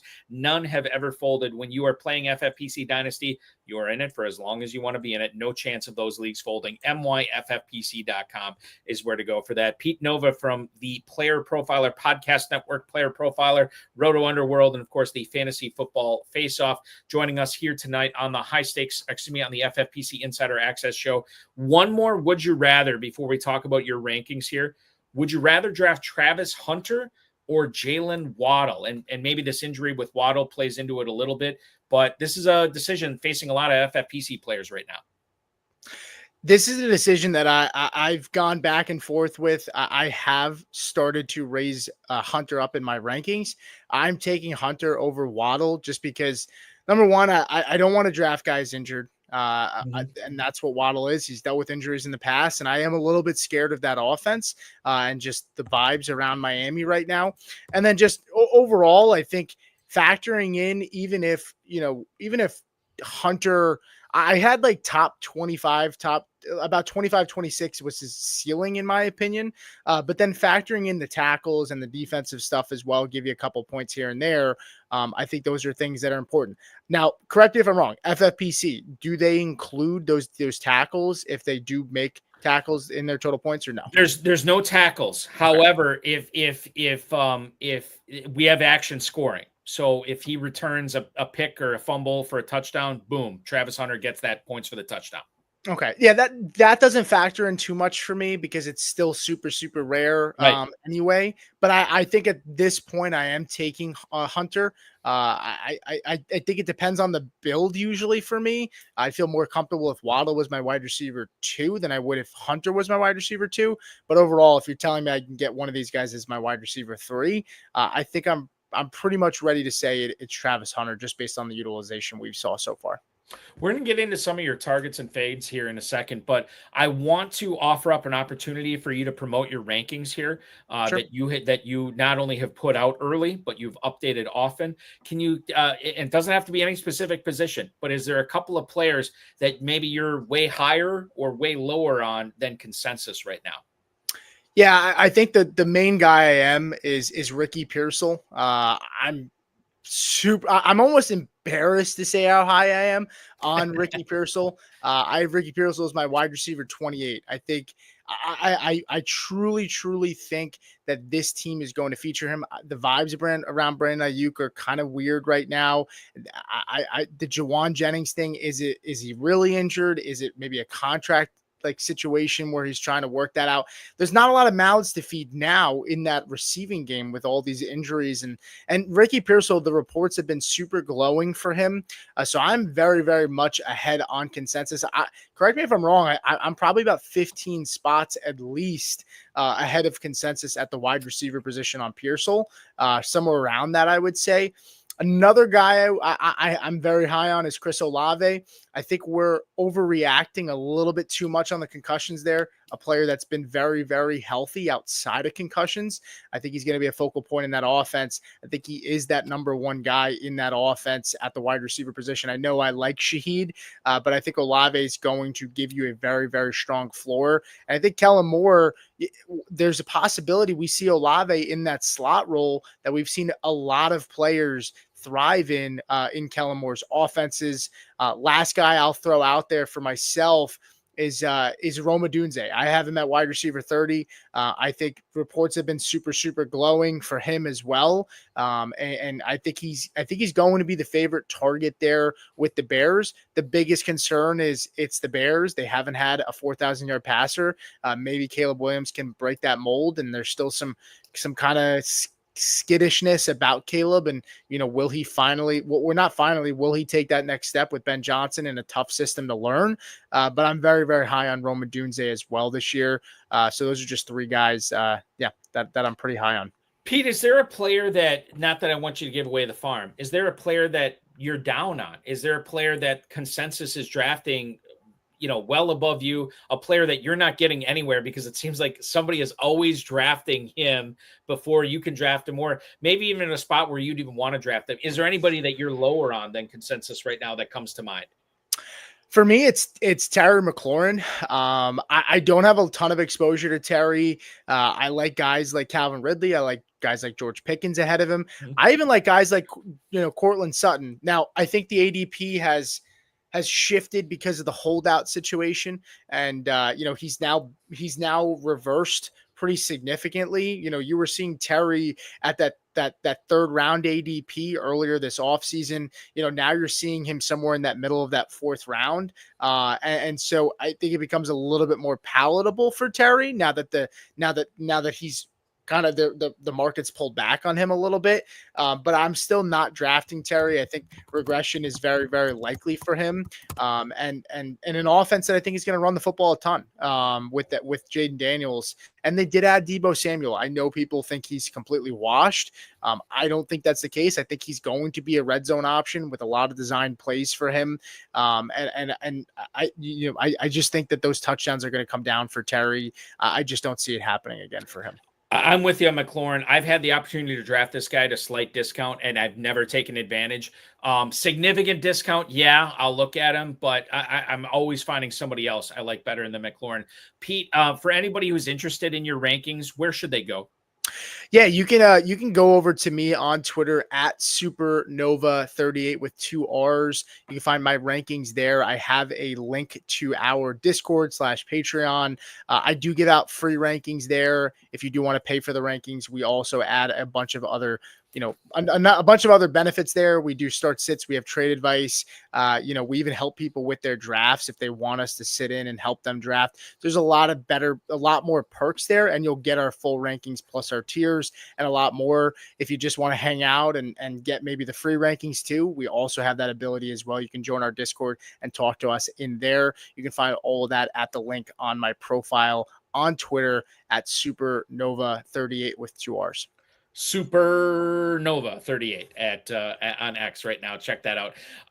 You mentioned Pearsall and Olave as players you're high on. Stephon Diggs is going right after those players. I mean, literally right after him. You're looking at 704 for Pearsall, 706 for Olave, 708 for Stephon Diggs, wide receiver 39. Is he a target for you this year as well? Yeah, Diggs is a target for me. I think he's going to be heavily involved in that offense too. I like Pop Douglas. I like Kyle Williams. I think those guys they'll have their roles. But I think Diggs is a guy that's pretty mispriced. I just love the range here for the wide receivers more and more. You get Ricky Pearsall, you get Rome Odunze, you get Diggs, you get Olave.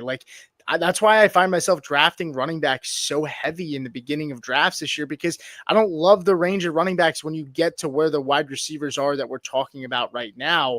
I think Diggs is going to have a pretty solid role in that offense. And he looks healthy. I mean, the fact that he has no restrictions right now. Now, there was a report that came out that I don't know if it was him that said it, but there was something that came out I saw today that he doesn't know if he'll be ready to go week 1. Mm-hmm. I'm not buying that. And if it gives us even more of a discount than I feel like we're already getting at the moment, I'll happily take more shares of Stephon Diggs at that cost. I want to stay in New England. I have to let you talk about TreVeyon Henderson. You are as high on this guy as I know Theo Greminger from Fantasy Points is really high on him as well. Steven Yergalos, a longtime FFPC player, or I should say longtime, but he's been drafting a ton in the FFPC this year. He said I turned him on to TreVeyon Henderson, but even I don't think I'm as big of a fan as Henderson as you are, Pete. Yeah, I think Henderson fits this offense extremely, extremely well. When you look at what Josh McDaniels has liked to do with running backs, we've seen, James White, we've seen Shane Vereen, we saw Danny Woodhead, right? Like these guys get featured in the pass game a ton. And when you think about Henderson, he doesn't need a lot of volume to pay off for fantasy. I mean, this dude, I'm pretty sure he ran. Now it's a kick return, so you got to think you're getting a running start. But on that kick return, I mean, I'm pretty sure he clocked in at a faster speed than Xavier Worthy did all of last season. So I mean, and Xavier Worthy ran the fastest 40-yard dash in the NFL. Now, I don't expect a running back to be full speed in a straight line, which is why 40-yard dashes for running backs are not a big deal for me. But I just think the explosiveness for a team that's lacking explosiveness, right? I mean, Stephon Diggs is not going to be explosive in my opinion. He's going to be a technician, but he's not going to be explosive. Pop Douglas will be explosive. Maybe Kyle Williams can give you some, but they lack that pop. And I just think with Ramondre Stevenson, with the fumbling issues we have seen, right? I think he could find himself in that doghouse if he has trouble holding onto the football. And I've already read reports that Stevenson has had fumbling issues in camp. I know Stevenson has been the lead back, quote unquote, in camp, but I just think that talent rises to the top. And I think you're looking at a guy who has the potential to be an RB1 second half of the year when he really starts to hit that groove. And I don't think that's that crazy to say, especially in an offense with Josh McDaniels at the helm. I want to, we're running out of time here fast. So yeah. Here's what I want to do. We don't often have a defense and special teams whisperer, for lack of a better term. The FFPC famous for not doing team kicker. We do individual kicker. We do defense and special teams. You got to do this every week for us. Let's amalgamize it here, if that's even a word. How do you draft defense and special teams in a 20-team redraft league? Do you stream defense and special teams? And could you give us one target or one fade from the position this year? Yeah, absolutely. So I'm always a team that streams defenses. When you look at last season with defenses, pretty much almost all of the teams in the top 10 for defenses did not hit on their cost. So I'm pulling it up really quickly because I have a decent amount of material there, and I want to run through it quickly here. But just to give you a little bit of a perspective, right? The Denver Broncos, the Minnesota Vikings, those were defenses that were drafted outside of your top 15, and they paid off significantly for fantasy. If you're looking at some of the defenses that I'm targeting, at least one of them is the San Francisco 49ers. They have a really, really favorable schedule, and they're a defense that right now, of course, as I'm going over this, everything just jumped off my screen. That's how it always happens. Give me 1 second here. Let's see. San Francisco 49ers I have as my 13th ranked defense. I think that playoff schedule is something that I'm heavily going to be targeting. And just overall, when it comes to streaming defenses, that is my preference. I know not everybody wants to deal with it. And somebody brought up a good point the other day that you're spending fab every single week on defenses. And so because of that, it kind of you can burn through that money rather quickly. But I just think having that flexibility of not feeling like, hey, I took a defense extremely high, and now like the Buffalo Bills and the Ravens are top 5 defenses for a lot of teams this year, and they play each other week 1, and you got to get off to a hot start in the season. Those teams probably don't produce heavily, for that first week. And so you don't want to start behind the 8 ball. So I'm targeting generally, a streaming defenses early on in the first couple weeks, and then feeling comfortable enough to drop them to then start playing matchups after that. And that's what I do all year. And I was pretty successful at doing it. So for more information on that, remember to keep following and connecting with Pete at Super RR Nova 38 on X for more information on that. And obviously check out the Discord and the links that Pete has for his rankings on that. That's going to go throughout the season, where Pete's going to be dishing his defense and special teams timeline. Now, I want to, number one, thank you for coming on tonight, Pete. This was so much fun, such a treat.